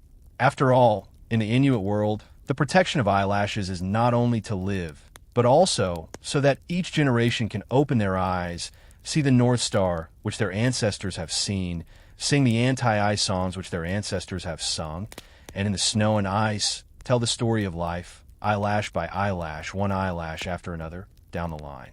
You're sitting on a high stool in a university lab, looking under the microscope at that eyelash from an ancient Inuit corpse. It's covered with a dull yellow film, like time-framed ice armor. But at the moment, two scholars in white coats are arguing over it, like two polar bears grabbing fish on the ice sheet. And the core of the argument is, are those Inuit eyelash antifreeze methods the pinnacle of survival wisdom? Or are they overrated ice sheet metaphysics? Mainstream historical knowledge, the academic controversy over Inuit eyelash protection, can be called the Arctic version of Rashomon. The archaeology school holds up the remnants of a 16th century tallow jar and swears, look, fatty acid analysis shows that they deliberately chose animal fats that are resistant to freezing. It's active design. The evolutionary biologists, on the other hand, fling out the results of genetic sequencing. The Inuit carried a mutation in the EDR gene, which causes eyelash follicles to secrete more oily material. So the so-called greasing may have just reinforced an innate advantage. The most ruthless are the environmental determinists, who point to an Arctic fox eyelash specimen. Wild animals live just fine without grease. The Inuit method may just mimic the animal, and the actual effect is better than nothing. Knowledge so cold it could freeze a paper. You thought the controversy was only over does it work? Wrong. One brainy academic proposed the eyelash anti-freeze placebo effect. He found through modern experiments that applying any grease, even petroleum jelly, made subjects feel more anti-freeze, but the actual anti-freezing effect did not differ much from that of the blank group. Even more extreme is the respiratory compensation theory. The scholar believes that the breathing techniques emphasized by the Inuit were actually designed to alleviate cold-induced hyperventilation, and that eyelash protection was only a byproduct, just as modern people wear scarves primarily to warm their necks, but accidentally protect their ears. But it's the grease efficacy debate that's the most lively. Positive, survival-wise eyelashes coated with seal oil froze 12 minutes later than untreated ones and had smaller ice crystal particles in a minus 40-degree laboratory environment, from the 2019 Journal of Polar Anthropology. They also turned to Inuit hunter journals. Eyelashes that are not greased will lock the eyes like ice shackles when chasing caribou. The opposite environmental adaptation side. They came up with genetic studies of Inuit skin around the eyes and found that their TRPM8 receptor sensitivity was 30% lower than temper populations, meaning they were less sensitive to cold temperatures, and maybe they didn't even think that frozen eyelashes were a big problem and that greasing them was just a habit. They even found a 19th century missionary's note. The Inuits sometimes forgot to grease their eyelashes, and there was no mass blindness. You look at that 1,000-year-old eyelash under the microscope, and the cracks in the membrane resemble the furrows of an Arctic ice field. The scholar on the right suddenly points to the screen. See? The molecules of this grease film are arranged in a hexagonal shape, which is repulsive to the structure of the ice crystals. Is this natural selection or artificial design? The opposing scholar immediately retorts, don't ignore the preservation environment of the ancient corpse. This could be an artifact formed by the chemical reaction of permafrost. In the midst of the argument, you're suddenly reminded of the tactile sensation of hunters warming up grease with their body heat back in the Arctic. Is that temperature, that smell, really just placebo? There's another detail with a spitball. A scholar did a death-defying experiment in Alaska in order to verify the anti-icing effect of snow goggles. One eye wore Inuit snow goggles. The other wore modern windproof goggles. The results proved that the traditional snow goggle slit design was 17% more efficient at channeling water vapor than modern products. But he paid the price. He was mocked by his peers for being a wacky compound wearing bone glasses. When the debate is temporarily truce, you touch the replica Inuit skin protector and the fuzz flutters gently on your fingertips. Academic controversies are like the polar days and nights of the Arctic. There is no absolute right or wrong, just different perspectives. Some people see the power of genes. Some people see the wisdom of culture. And the thin layer of grease on the eyelashes is not only a weapon against the cold, but also a proof of mankind's obsession with seeing in the snow and ice. Twilight shines through the laboratory window, coating the eyelashes under the microscope with a warm glow. You suddenly realize that the meaning of controversy is never to deny, but to let us see more clearly. In the face of survival, the Inuit chose the gentlest path, not to fight against the cold, but like grease wrapped around ice crystals, to soften the crisis with wisdom, so that each eyelash can, in the midst of the ice and snow, maintain the right to open its eyes. Now, your breath grows deep and long like the long, drawn-out breaths of an Inuit in a snow lodge. Imagine the voices of those arguments slowly fading away into the blurred sound of the wind in the distance of the ice field. It's as if the grease on your eyelashes is still warm from the caribou, the fluff of your skin guards gently brushing against your cheekbones, and everything becomes soft and settled. You stop caring about the academic debate and just feel safe and cozy with your lashes in a warm comforter. It's like the Inuit finally removing all their protection during a long winter night and letting their eyelashes enjoy a moment of relaxation in the warmth of their animal skin bedding. For the moment, the world is so quiet that the only thing left is your even breathing and the white, gentle Arctic snowfields in your mind. Sleep, and your eyelashes will guard every sweet dream for you in this tale of ice and wisdom intertwined. You're lying in an aurora borealis-shrouded lab chamber with a cold sensor pressed against your forehead. Scientists say it's testing the genetic code for frost-proof eyelashes, but you always feel like you've been shoved into an ice-field version of an MRI. When a map of the Inuit-specific eater gene mutation pops up on the screen, the researcher suddenly points to one of the base pairs, C. That's their eyelashes. Innate antifreeze switch, which is more reliable than any grease. Mainstream history fact: the Inuits' physical adaptations have been described as a miracle of polar evolution. Genetic research published in the journal Nature in 2010 showed that they carried a mutation in the EDR gene that allowed eyelash follicles to secrete oils with a 42% higher content of saturated fatty acids than those found in temperate populations, and that this natural anti-freezing oil remains liquid at minus 20 degrees Fahrenheit and is the equivalent of a pre-installed factory antifreeze system for eyelashes.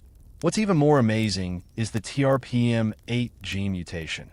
The gene is responsible for cold perception, and the Inuit variant makes lashes 35% less sensitive to cold stimuli, meaning that even when they freeze, they don't feel the intense, stinging pain of ordinary people, giving the body more time to activate its protective mechanisms. Knowledge so cold it could freeze a centrifuge. You thought it was only genetic mutations? The structure of Inuit eyelash follicles also harbors a secret. When viewed under a microscope, their follicle openings are funnel-shaped and 0.1 millimeter deeper than those of the average person's, meaning that oil can penetrate deeper into the lash roots after being secreted, creating a longer-lasting layer of ice protection. Even better is the eyelash cycle adaptation. Temperate populations renew their eyelashes once every 3 months, while Inuit can reach 4.5 months. The longer growth cycle gives the lashes more time to accumulate natural oils, which is equivalent to extending the shelf life of ice protection. Archaeologists have found visible calcium deposits in the openings of the hair follicles around the eyes on 3,000-year-old Inuit skulls, presumably an evolutionary imprint left by a long period of high oil secretion. But academics are still fighting the hard battle of chicken or egg. One school of scholars, convinced that genes precede culture, has produced comparative data on Siberian Aborigines. Also living in the one group of scholars firmly believes that genes precede culture, taking out the comparative data of Siberian Aborigines. Also living in the frigid zone, tribes that did not intermarry with Inuit did not have EDR mutations, which indicates that this is the result of independent evolution. The other group insists on the culture shapes genes, believing that the Inuit people have been applying animal oils and greases for thousands of years, which influences the hair follicle secretion of the descendants through epigenetics, just like long-term sun exposure will make the skin darker. Which do you believe more? At the moment, sensors show that when the chamber drops to minus 30 degrees, your eyelashes freeze twice as fast as the Inuit volunteer next to you, whose lashes just hang on a thin layer of frost, like a sprinkling of table salt. Next is the human body anti-icing laboratory scene. Researchers use tweezers to pick up an Inuit eyelash under the electron microscope. The eyelash surface scale structure was 45 degrees tilt arrangement. This is a natural ice ballast infusion channel where water vapor condenses and slides away down the scales without building up. He points to your eyelashes again. The scales are arranged haphazardly, like an unplanned ice rink, with ice crystals piled up however they want. Even more amazingly, the medulla, the hollow part in the center of the Inuit lashes, is 20% thicker than yours, and the hollow structure stores more warm air, which is equivalent to filling your lashes with a miniature thermos. You notice that the Inuit teenager in the chamber is puffing into the glass, and the condensation on his lashes quickly rolls off, while yours are already starting to hang on to the ice. The teenager shrugs. My grandfather says our eyelashes are born to kick away ice, like trained snow dogs. The researcher, however, pours cold water. Don't fetishize genetics. The reindeer fat he applies every day also contributes to this. Genes and culture are like sled dogs and hunters on the ice fields. Neither can run without the other. And here's a detail with a spitball. A serious scientist, in order to verify genes versus grease, took a group of Inuit college students and asked them to go a month without applying any grease. The result found that although their eyelashes ice longer than ordinary people, but still cannot carry through the test of minus 35 degrees, natural anti-ice equipment does exist, but away from the acquired maintenance, or nothing. Just like a luxury car without oil cannot run. When the experiment is over, you touch your own freshly thawed eyelashes and suddenly feel that the Inuit's physical adaptation is not a one-sided miracle, but a dance of genes and culture. The innate gave them the anti-icing basic package, and the acquired grease application and breathing techniques are the luxury expansion package. Luxury expansion package. The combination of the two only let lashes in the Arctic cold, living out the both by talent and hard work philosophy of survival.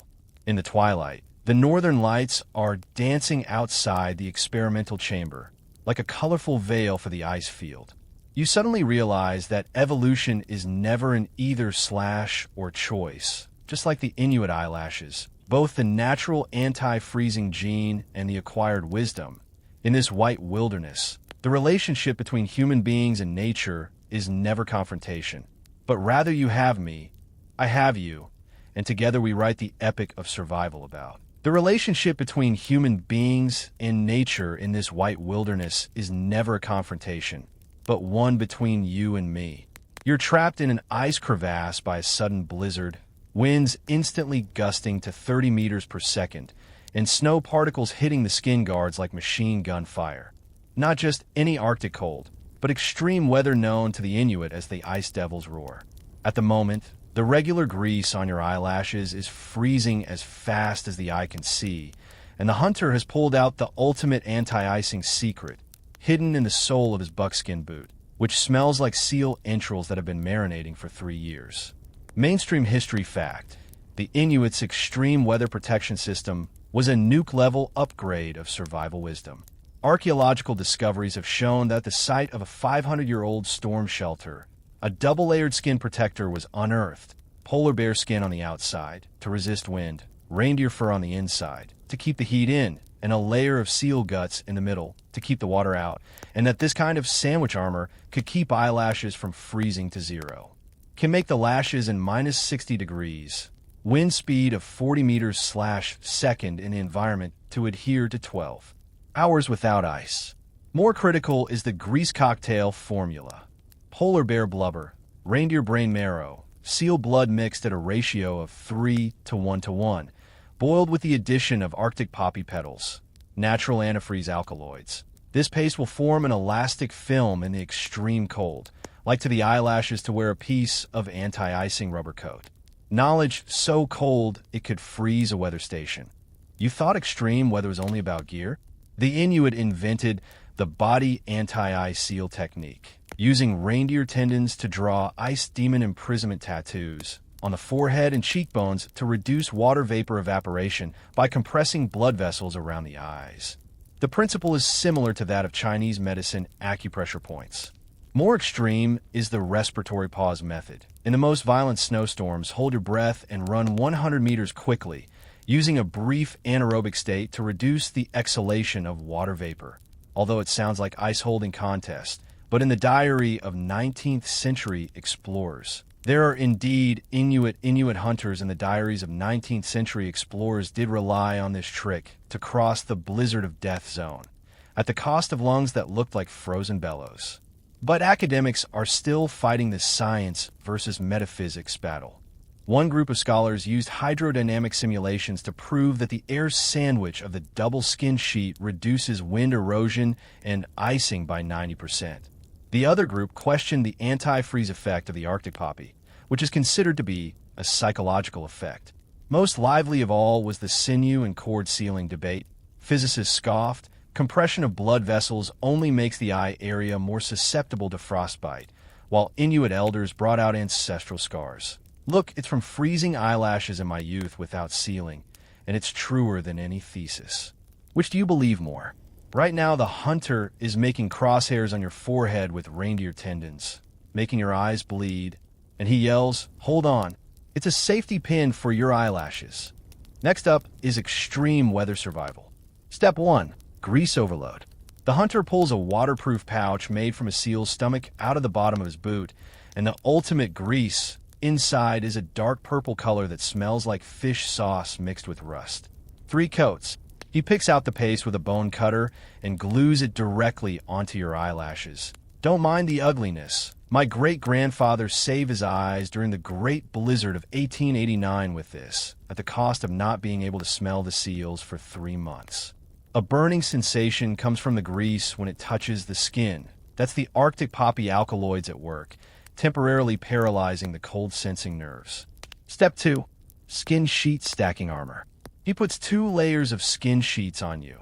An outer layer of polar bear skin, fur facing outward like a hedgehog's protection against ice spikes. An inner layer of reindeer fetlock, fur facing inward like a down comforter for your eyelashes. And a seal-banded rope crisscrossed and tied in the middle, which instantly shrinks your field of vision into 2 slits, like you're looking at the world through a keyhole. Don't blink too often. The 2 layers of skin guards will pinch your eyelashes. He himself wears the same type of ice armor, and the ice clinks around the edges of the skin guard pieces as he speaks. Step 3. Breathing control. You begin the devilish breathing of 3 steps and a hold. 3 quick steps, holding your breath with the tip of your tongue against your palate, and then 3 small, quick steps, squeezing the breath out of the corners of your mouth. Your lungs feel like they're caught in a vise of ice, but your eyelashes don't freeze again, at the cost of leaning against the ice wall every 10 minutes, gasping for air like a seal who's just run a marathon. There's also a detail with spit. There was a hunter in extreme weather with wolf liver-coated eyelashes. Legend has it that wolf liver is anti-freezing. The result attracted the Arctic wolves around, was chased for 3 miles, and since then the animal entrails anti-icing has become a warning against death, as the old folks would say. Rather have your eyelashes freeze off, don't let the ice devil think you're walking jerky. When the storm finally abates, you remove the skin guard and find that the 2 layers of grease have formed an amber-colored crust, and your eyelashes are secured in an upward-pointing position, like a pair of permanently curled, ice-field false eyelashes. The hunter gently knocks off the ice crust with a bone cutter, and surprisingly not a single one of your lashes has fallen off, which is more convincing than any lab data. In the twilight, you touch the red marks on your forehead from the caribou tendons, and suddenly feel that Inuit extreme weather protection is not a scientific formula, but the art of negotiating with death, using the most pungent grease, the most strangling tendon cords, and the most anti-human breaths to fight for your eyelashes under the fangs of the ice devils. After all, in the Arctic, when conventional protection fails, the so-called wisdom of survival often consists of gluing everything you can to your eyelashes and saying to the cold, "Go ahead, freeze through this layer of seal stomachs and polar bear skins if you can." You're curled up in your sealskin bedding. The residual heat from the fire is slowly melting the ice ribs on top of the snow hut, and the drips are smashing tiny craters into the animal skins. The eyelash night care routine before bed begins, which is more like a nighttime skincare regimen than a modern-day battle with the bitter cold. It's more of a reconciliation ritual with the cold than modern nighttime skincare. The Inuit firmly believed that nighttime lash protection was not a redundancy, but rather a snow and ice spa vacation for lashes that had endured a day of snow and wind. Mainstream history fact: the Inuits' nighttime eyelash protection system was the polar version of skin repair work. Archaeologists in the Yukon have found 800-year-old night oil cans with a moon-inscribed pattern, and the residual oil inside has been analyzed to contain a high concentration of ceramides, extracted from the medulla oblongata of seals, an ingredient that can repair damage to eyelash follicles caused by cold temperatures during the day and is equivalent to the polar version of an eyelash repair serum. Edition Eyelash Repair Essence. What's more than night skin protector? Made from the softest fluff of the Arctic fox's abdomen, with sun-dried moss, strong moisture absorber, sewn around the edges, is applied around the eyes when sleeping, not only to maintain humidity around the eyelashes, but also to prevent the eyelashes from rubbing against the animal skin bedding when turning over, causing them to breakage. Cold enough to freeze pillows. You think you don't need to protect yourself from ice when you sleep? Wrong. Inuit found that at night, the temperature of the snowy house will plummet 10 to 15 degrees, and the human body metabolism slows down. Eyelashes' oil secretion is reduced, more prone to icing. They invented the eyelash warming bed, a small pocket filled with reindeer fetal hair. Before going to bed, to put the eyelashes up to bake warm 30 seconds. Fetal hair comes with the body temperature, can activate the hair follicle oil secretion. More extreme is the breath infusion pillow. Pillow end-sewn with a piece of curved walrus skin. Sleep on the chin resting on it. The exhalation of air will be guided to the end of the walrus skin, away from the eyelashes. The principle is similar to the modern anti-snoring pillow. Only the function is similar to the anti-snoring pillow. Just function from anti-snoring into anti-eyelash icing. However, academics are still fighting the necessary versus superfluous lawsuit. One school of scholars believe that the indoor temperature at night is relatively high. Eyelashes do not need additional protection. The so-called night care program is the Inuit extension of survival anxiety. The other group found a 17th century trader's diary that recorded that the Inuit had to cover their eyelashes even when they slept, otherwise they would look like they were shackled with ice the next day. Which do you believe more? Right now you're watching a hunter apply warm seal medulla oblongata grease to your lashes, an eyelash sleeping potion that allows the follicles to heal properly during the night, so that they'll wake up tomorrow as good as new. The grease has a faint seawater smell, like a marine spa for the lashes. Next is the eyelash goodnight ceremony scene. Step 1. Warm compress to thaw. The hunter scoops a spoonful of caribou tallow with a bone spoon from the tallow jar by the fire, warms it up in the palm of his hand. The tallow turns into a translucent gel when it meets body heat, and he gently presses it onto your eyelashes. This is a hot spa for your lashes to activate the oils that have frozen during the day. You feel a slight warmth at the base of your lashes, like a little sunshine. Step 2. Repair application. He switches to seal brain medulla grease and gently combs the lashes with a foxtail comb. From root to tip, it's going to be like vascularizing the lashes. The comb makes a subtle crackling sound as it passes over the lashes, the sound of ceramide penetration. The denser the sound, the better the lashes are repaired.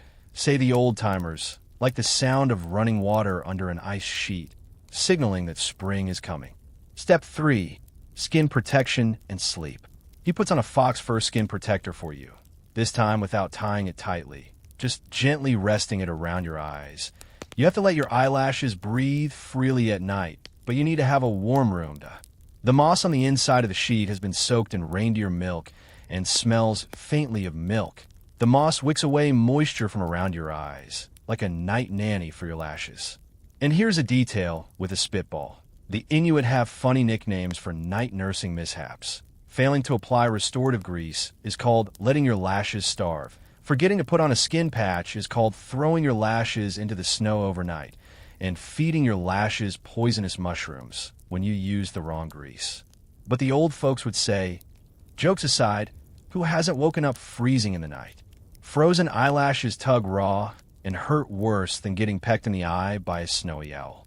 When you close your eyes with a fox fur skin protector on, the warm grease on your eyelashes slowly penetrates, and you can feel each eyelash stretching in the darkness like a well-watered blade of grass. The occasional crackle of a spar from the fire pit pops and echoes the crackle of your lash repair, like a hypnotic duet in the snow and ice. Twilight completely sinks into the snowy house, and you suddenly realize that the Inuit's bedtime protection is not a burden, but a gentle return to life. During the day, their eyelashes protect them from the wind and snow. At night, they use warm grease and soft fox fur to build a warm dream house for their eyelashes. In this land where even starlight freezes into ice crystals, the relationship between humans and eyelashes has never been a symbiotic poem of mutual guardianship. Sleep, oh eyelashes, in the warmth of reindeer tallow, in the gentleness of fox fur, and dream of spring. And when the sun rises tomorrow, you will open your eyes again, like the shoots of the Arctic willow, with the restorative power of last night to the glistening white world. And man, in his wisdom, will continue to make each eyelash's awakening a small victory against the bitter cold. You crouch down in front of the old smith and watch as he cuts open the belly of a freshly hunted seal with a flint knife. He's not removing the meat, but carefully peeling away the translucent membrane from the stomach lining. This is eyelash waterproof membrane, 10 times stronger than your modern cling film. He puts the film on the snow to dry, and the ice crystals condense into water droplets on the film and roll off quickly, like a miniature demonstration of polar waterproofing magic. The Inuit are as picky about their materials as a jeweler is about diamonds, except that their diamonds are every inch of fur and grease that will keep their eyelashes alive. Mainstream history. The Inuits' material selection science was the polar version of survival material science. Modern analyses show that the seal belly fat they selected contains 58% monounsaturated fatty acids, a component that remains liquid at minus 40 degrees Fahrenheit and has a molecular structure that is highly similar to that of human sebum, allowing it to penetrate the eyelash follicles quickly. Even more subtle is the choice of fur. Reindeer neck fur has a double structure, the outer layer of hard hair to resist the wind, the inner layer of downy hair to store heat. This natural windproof warm composite layer is precisely used in the outside of the skin protector, while the outer layer of the skin protector is used to protect the skin from the wind. The outer layer of the skin protector is used to protect the skin from the wind. This natural windproof and warm composite layer is precisely used on the outside of the skin protector, while the hairs on the belly of the Arctic fox, with a diameter of only 0.01 millimeters, which is even thinner than a human eyelash, are used as a warm air trap on the inside of the skin protector, forming an insulating layer of 0.3 millimeters above the eyelashes. Knowledge so cold that it could freeze a materials lab. You thought materials were only about physical properties? The Inuit invented the material spirituality detection method, put the candidate grease on the snow, and observed the pattern of ice crystals on the surface. If the ice crystals spread quickly in the form of needles, it means that the grease is poorly resistant to freezing. If the ice crystals condense slowly in the form of beads, then it is a qualified eyelash guard oil. More extreme is the fur breathing test. The fur samples massed in a bladder of seals containing warm water to see the speed of water vapor through. Too fast is not heat preservation. Too slow is not breathable. Only like the Arctic rabbit belly fur, water vapor can be uniformly translucent to form a thin cream, only worthy of being an eyelash guard skin. But academics are still fighting the experience versus science pen and ink lawsuit. One group of scholars argues that the Inuits' material choices are millennia of trial and error survival data, such as their discovery that pregnant female caribou have the most frost-resistant tallow because of the hormonal changes in fat structure that occur during pregnancy. The other group insists that the fat structure of pregnant female caribou is the most resistant to freezing. Fat structure. The other school of thought maintains the instinct theory, stating that the Inuit's intuitive judgment of materials is similar to the polar bear's instinct to choose a hibernation den and requires no scientific explanation. Which one do you believe more? At the moment, the old craftsman is bringing a piece of seal skin close to his nose and sniffing it fiercely. Well, this skin has a sea flavor, which means that seals often eat anti-freeze krill, and the grease must be good.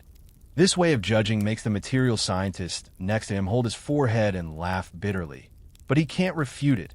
After all, seal oil did save the lives of countless eyelashes. Next is the material selection practical class. Grease triple check. Check the source.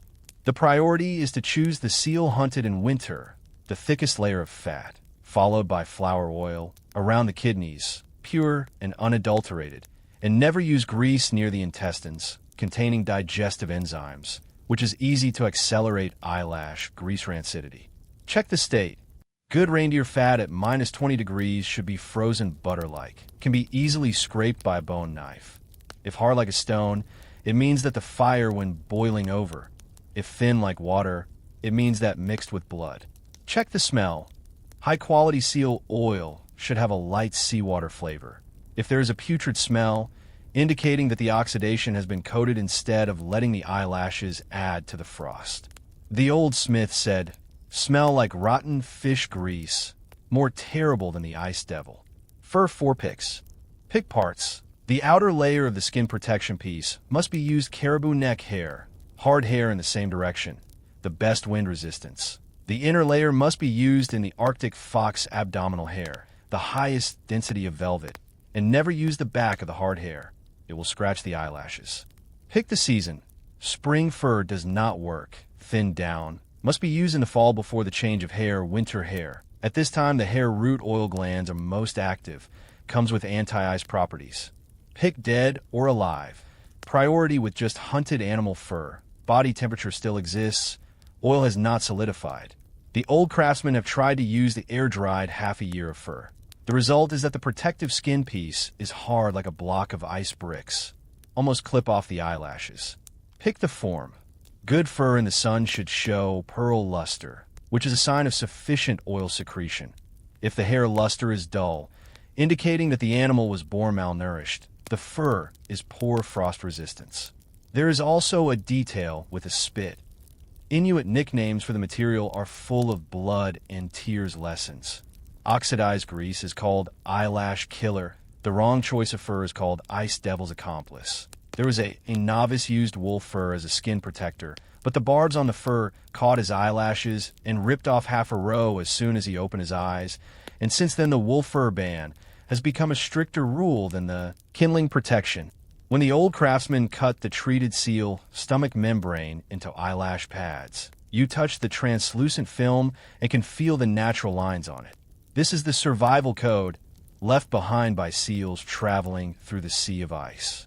Suddenly I understand that the Inuit's choice of materials is never random, but a deep interpretation of polar life.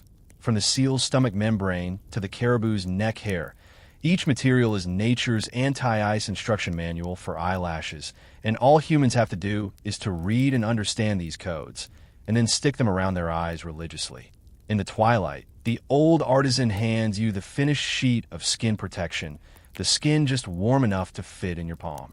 Don't be afraid, oh eyelash, when man can find materials to fight the cold from the stomach of a seal, the neck of a reindeer, the belly of an Arctic fox. When every inch of fur and every drop of grease has been selected by thousands, there's always a way to stretch freely in this icy world, like a dandelion in the springtime, and not be frozen. After all, in the Inuit world, the choice of materials is not a compromise, but the ultimate respect for life. In order to let the eyelashes to see the light of the North Pole one more time, they are willing to rummage through the entire ice field to find the most gentle inch of fur. You're standing in front of a convenience store in a small Inuit town with fluorescent green ski goggles and tubes of Vaseline on display in the glass window, and the old hunter next to you is tapping on the glass with a reindeer bone knife, muttering, "These plastic things look like alien faces, and they're going to work better than my polar bear skin protectors." But when he saw a teenager using a cell phone app to record an eyelash grease reminder, he suddenly pulled out his sealskin wallet, which was stuffed with half a tube of Vaseline and a QR code with a recipe for preventing eyelash freezing. The winds of modern civilization have long since blown the lashes into a traditional technology. The winds of modern civilization have long since turned eyelash anti-freeze into a disco mix of tradition and technology. Mainstream history factoid. 21st century Inuit are performing a polar version of the fusion of tradition and modernity. A 2018 survey by the journal Arctic Anthropology revealed that 87% of young Inuit use modern ski goggles, but 63% of them apply traditional reindeer tallow to the insides of their goggles. They call it hybridization, what they call hybrid ice protection. Most iconic is the grease evolution. Traditional seal oil has been infused with vitamin E from the drugstore for antioxidant protection. Vaseline has been modified into polar formulas with 30% more cetosterol alcohol to mimic the texture of animal fats. And there's even been an Inuit co-branded models. An outdoor brand launched the inside of the goggles, actually replicated the traditional leather sheet of the fluffy structure. Only the material was replaced with polyester fiber. Knowledge so cold it could freeze a smartphone. You thought the traditional mouthpiece was lost? Wrong. The Inuit have made the 3-step breathing method into a TikTok dance challenge, with lyrics such as tongue tip on the palate. Air goes through the corners of the mouth.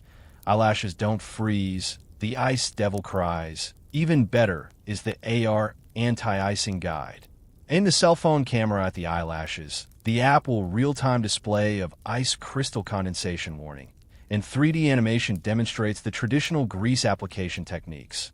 Although the old people spit out applying grease to the screen is like putting a suit on a polar bear. But young people do rely on this trick to remember the old adage, deer fat coated with 3 layers. Seal oil is as thin as paper. But academics are still fighting the cultural demise versus cultural rebirth pin battle. One group of scholars laments the fact that Gore-Tex fabrics and electric heating masks are killing the millennia-old craft of leather sheaths, while the other group has photos of Inuit craftspeople replicating traditional bone eyelashes with 3D printers. Printers replicating traditional bone eyelash combs, only with biodegradable plastic. This is not extinction. It's the reincarnation of tradition in the cyber Arctic. Which do you believe more? At the moment, the teenager is putting traditional reindeer tallow into a silicone grease box with a temperature display, and the old hunter goes over to see, hey, this thing even lights up red to warn that the tallow is freezing, which is a lot more reliable than the smell I used to be able to smell. Next up is the modern fusion live show. Gear mix and match. Upper body.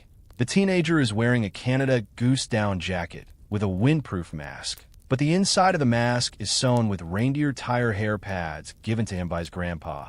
Modern fabrics are windproof, and the old furs are warm to the eyes. A perfect match. Eyes.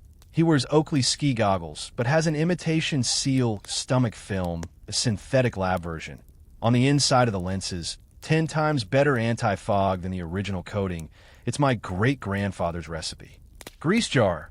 A stainless steel thermos contains a modified version of reindeer fat. With vitamin C, antioxidation, and skincare, my mom says it's eyelash beauty oiled. Technology and tradition collide. The old hunter pulls out a GPS locator, wrapped in seal skin. I'm afraid the electronic gadget will freeze to death, so I'm wearing an animal skin warmer. But he insisted on not using the electric heating mask. Electric current baked eyelashes like to the ice devil to send a microwave oven, or my polar bear skin protector really. The funniest part is the old versus new anti-ice debate. The young man says, my heated goggles keep my eyelashes at 25 degrees, and the old hunter counters, my reindeer fat lasts 3 days when your batteries die. And here's a detail with a spitball. The Inuit nicknames for modern gear are laugh out loud funny. Heated goggles are called electric eyelash warmers. Vaseline fake grease that won't go bad. Punch bowl is called plastic reindeer hide. There have been young people wearing VR glasses to experience traditional hunting. The result of eyelashes in the virtual ice field did not freeze. The reality is the office air conditioning blown into the ice ballast, since the virtual reality anti-ice has become a new terrier. As twilight gilds the snowy roofs of the town, you see the teenagers scanning the QR code on the old hunter's bone knife with a cell phone, and what pops up is the Encyclopedia of Eyelash Protection Against Ice, written in Inuit, with accompanying illustrations comparing traditional skin guards and modern goggles. Suddenly it dawned on me that the onslaught of modern civilization wasn't about destroying tradition, but rather giving the Inuit new brushes to paint with. They use technological paints to continue to paint the story of their eyelashes' survival on the traditional canvas. Don't be afraid, lashes. When human beings can put caribou tallow into silicone tubes and replicate the pattern of skin protectors on polyester fibers.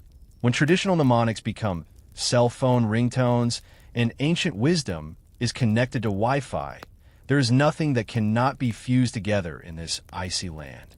After all, in the eyes of the Inuit, the ultimate goal of eyelash protection has never changed: to enable every pair of eyes to see clearly in the snow and ice, as well as to see far away. You're standing on a melting ice sheet wearing the latest model of smart goggles, and the throbbing green light on the lenses indicates 78% eyelash humidity, but in the distance, an old hunter is scraping at the melting ice with a bone knife, muttering, "Back in my grandpa's day, eyelashes would be hanging from ice ribs by this time. And now, they're wet as if they've just come out of seals. It's as wet as a seal's nest." The winds of climate change are rewriting the Inuit handbook of eyelash protection against ice. And the wisdom of future protection may be even more fickle than the northern lights. Mainstream historical knowledge. Rising Arctic temperatures in the 21st century have changed the pattern of eyelash icing. 2023 research in the journal Nature Climate Change shows that the average Arctic winter temperature has risen by 4.2 degrees Celsius over the past 30 years, resulting in a rise in the critical temperature for eyelash icing from minus 20 degrees Celsius to minus 15 degrees Celsius, and that the traditional "don't grease until minus 25 degrees Celsius" mantra is now obsolete. The traditional "grease only if it's minus 25 degrees Celsius" mantra has become obsolete. The Inuit are being forced to develop a temperate polar blend, adding Arctic willow extract, antioxidant, and graphene nanosheets, thermal conductive, to seal oil. This grease of the future can withstand temperatures ranging from minus 5 degrees Celsius to plus 5 degrees Celsius. Can stay liquid in a wide temperature zone from minus 5 degrees Celsius to minus 30 degrees Celsius, and has been dubbed by young people as a climate-warming version of the eyelash milkshake. Knowledge so cold that it freezes climate models. You thought only the Earth was warming? Inuit invented the eyelash climate early warning system, with gene editing technology to modify the Arctic moss, so that when the humidity exceeds 60% to turn blue, made into the lining of the skin protection sheet.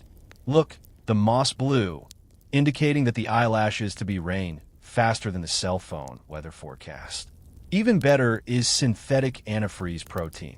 Scientists extracted antifreeze genes from Alaskan cod, implanted in yeast fermentation, to produce a vegetarian version of the eyelash antifreeze protein. Although the old hunter spit out, "Let the eyelashes eat yeast, rather than let me eat ice." But laboratory data show that this protein is 50% more effective than traditional reindeer fat antifreeze. But academics are still fighting the adaptation versus resistance battle of the century. One group of scholars advocates radical innovation and suggests editing the Inuit eyelash gene with CRISPR technology to enhance natural frost resistance. The other group insists on traditional upgrading and believe that the answer to warming should be found in the formula of oils and fats that have been accumulated for thousands of years. Which one do you believe more? At the moment, the smart goggles are suddenly alarmed. The anti-fog system is overloaded because of the soaring temperatures, and the blue coloring on the inside of the old hunter's traditional leather lenses, tinted with climate-sensitive moss, is slowly fading away. Next up is the future ice lab. Material revolution. Nanoskin protectors. The teenager skin protectors are woven with carbon nanotube fibers and are 80% lighter than traditional reindeer skin. Yet they can maintain a constant temperature of 5 degrees Celsius around the eyelashes through a built-in micro-heating filament. The energy is derived from the difference between the temperatures generated, like wearing a little sun with your eyelashes. But my grandpa's eyelashes are not so hot. It's like having a little sun for your lashes. But my grandpa says it's ice-cold air conditioning, which costs electricity in your eyes. Intelligent grease gun. Press the button. The improved seal oil will pass through the 3D printed nozzle, forming a uniform film of 0.01 millimeters on the eyelashes, and the nozzle will also automatically adjust the consistency of the grease according to the ambient temperature. The previous 3 years to learn the craft of applying, and now just press a button to get it done. But the old craftsman said that this is letting the machine take the eyelashes' job. Climate adaptation. The Inuit discovered that warmer climates lead to longer spring snowmelt periods, and eyelashes face a mixed ice and water attack. They invented dual-purpose protection. During the day, they were channeled water droplets with nanoskin protectors and applying modified reindeer fat with water repellents at night. It used to be ice protection, but now it's ice and water protection. It's like putting a raincoat and ice claws on your eyelashes. Even better is respiratory evolution. Young people practice using nose ring rebreathers, which mimic scuba gear, to precisely control the temperature of their exhaled airflow. My dad says it's air conditioning your lungs, but I think it's much cooler than the old 3-step breathing method. And here's a detail with a spitball. The Inuit nicknames for future gear are prophetic. Smart goggles are called Eyelash Weatherman. Gene editing is called Eyelash Transformer. There is a teenager with VR simulation of traditional hunting. The result of the virtual eyelashes did not freeze, but the reality of the warm and humid air made eyelashes knotted, since the meta-universe anti-ice has become a new survival joke. As the twilight ice field glows in eerie blue-green, the reflection of melting glaciers, you see the old hunter placing a traditional grease can and a smart grease gun side by side on the snow, the former engraved with a 1,000-year-old reindeer motif, the latter flashing with an LED indicator light. Suddenly, you realize that the Inuit wisdom of the future is not a choice between tradition and technology, but like the permafrost and the flowing glaciers of the Arctic. The permafrost preserving the ancient codes of survival, and the glaciers carrying them to the new oceans. Don't be afraid. Lashes. When humans can extract antifreeze proteins from yeast and make nanotube fibers memorize the grain of reindeer hides. When traditional mnemonics are turned into AI voice assistants, and ancient oils and fats are put into smart jars, there's nothing this fickle Arctic can't handle. After all, in the eyes of the Inuit, the ultimate wisdom of protecting eyelashes is to be like the Arctic fox, to cope with the ever-changing snow and ice world with the unchanging heart of survival. You crouch in the doorway of your igloo for the last time, watching Inuit children wrap strings of colorful LED lights around traditional skin guards, fluff and neon glowing against the Arctic night sky like an ice-field electronic dance party for your eyelashes. An old hunter slips the bone lash comb he's been sharpening all his life into your palm, the centuries-old scent of caribou tallow still lingering between the teeth, while the newly engraved QR code on the back of the comb shimmers with a link to the epic of eyelash survival, written in Inuktitut. It turns out that tradition and the future have long completed the gentlest handover between the square inches of the eyelashes. Mainstream historical knowledge point. Inuit eyelashes against ice history, the essence of human symbiotic evolutionary history with the cold. From a use of animal fat to combat the ice edge 2,000 years ago to the use of nanomaterials to adapt to warming in the 21st century, what has changed is only the tools. But what remains unchanged is the obsession with seeing. In their latest research, archaeologists have found that genetic mutations in the skin around the eyes of the Inuit formed a positive feedback loop with their cultural heritage. The act of applying grease stimulated the expression of the TRPM8 gene, and genetic evolution reduced the reliance on artificial protection, a symbiotic relationship between biology and culture. This symbiotic dance between biology and culture is the Arctic version of survival synergistic evolution. Knowledge so cold it could freeze time. You thought the story was over? In a new Inuit legend, eyelashes have become ice messengers connecting ancient and modern times. The growth cycle of each eyelash, they say, corresponds exactly to one cycle of the northern lights, and the action of applying grease mimics the tenderness of a polar bear licking its cubs. The most moving is the eyelash stardust sermon. When the old man's eyelashes can no longer carry the bitter cold, those shed eyelashes will be transformed into the North Star, illuminating the path of future generations. Just like the bone comb in your palm, combing through not only eyelashes, but also 1,000 years of survival starlight. The final survival parable. The old hunter asks you to close your eyes and gently runs a bone comb across your lashes, not to grease them, but to mimic the panic of your Inuit ancestors when they first realized they were frozen. Do you know why we have anti-icing techniques carved into our bones and sung in our songs? His voice is like melting glacial water, because tools freeze and genes mutate, but the reverence for life is to be affixed to the softest spot forever, like an eyelash protects the eye. Final chapter live, the Stardust Ceremony of the Eyelash. Bone comb inheritance. The old hunter puts the bone comb on the fire to warm it up. This comb is carved in the shape of my great-grandmother's eyelashes, and now it is passed on to you. And remember, the grease should be applied as thinly as the northern lights, and your breath should be light as the snowy owl's falling snow. As the teeth of the comb touch your lashes, you feel millennia of wisdom seeping into the follicles along the bone lines. Conversation between the old and the new. The teenager places the LED skin guard and the bone comb side by side on the snow, the electronic light reflecting the reindeer patterns in the bone pattern. See, tradition and the future both tell stories to the eyelashes. Only one uses grease and the other airwaves. The old hunter tapped his skin guard, but your eyelashes don't shine on their own when there's no electricity. Stardust farewell.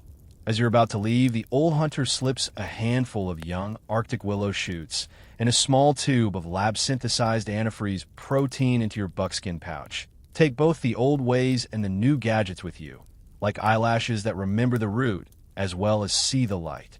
The spit and tenderness of the final chapter. The Inuit have a wonderful nickname for the final chapter, 10,000 Ways to Live with Eyelashes.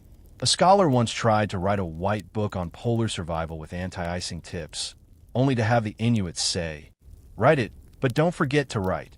Grease as if kissing a lover goodbye, and breathe as if in awe of the ice and snow, or else the book will, like the eyelashes, freeze into an ice brick that no one will ever read." The bone comb in your palm still carries body heat as you step onto the airplane, leaving the North Pole. Outside the porthole, the northern lights are performing their final dance, like countless eyelashes turned into stardust, tracing warm arcs across the canopy. Suddenly it dawned on me that the history of the Inuits' eyelashes against ice was never about confrontation, but about the courage to keep life, eyes open in the bitter cold, with the gentleness of grease, the toughness of fur, the wisdom of breathing, and the solemnity of each eyelash in the snow and ice, to write the smallest and greatest poem of survival that belongs to mankind. Farewell, O lash, and after you will come new grease, new skin guards, new stories, but remember this, when you open your eyes in any patch of cold, there's the wisdom of your Inuit ancestors whispering to your lashes. Do not be afraid, we have lived as you have done, in the ice fields, earnestly and seriously, so that every lash has seen the starlight. The plane lands at a temperate airport, and you touch your eyelashes, which no longer need protection, and suddenly miss the bitter cold of the Arctic. Those days of weaving with tallow, fur, and bone comb, those mornings and twilights negotiating with the ice devils, are like ice crystals on your eyelashes, shimmering finely in your memory. You know that the wisdom of the Inuit has long seeped into your blood, not to fight against anything, but to teach you to guard the light within you, as gently and firmly as you protect your eyelashes in every ice of life. See the light. Go to sleep in a warm bed. Let your eyelashes stretch freely and dream a dream about ice fields, starlight, and millennial wisdom, in which each eyelash writes its own legend of existence on the snow.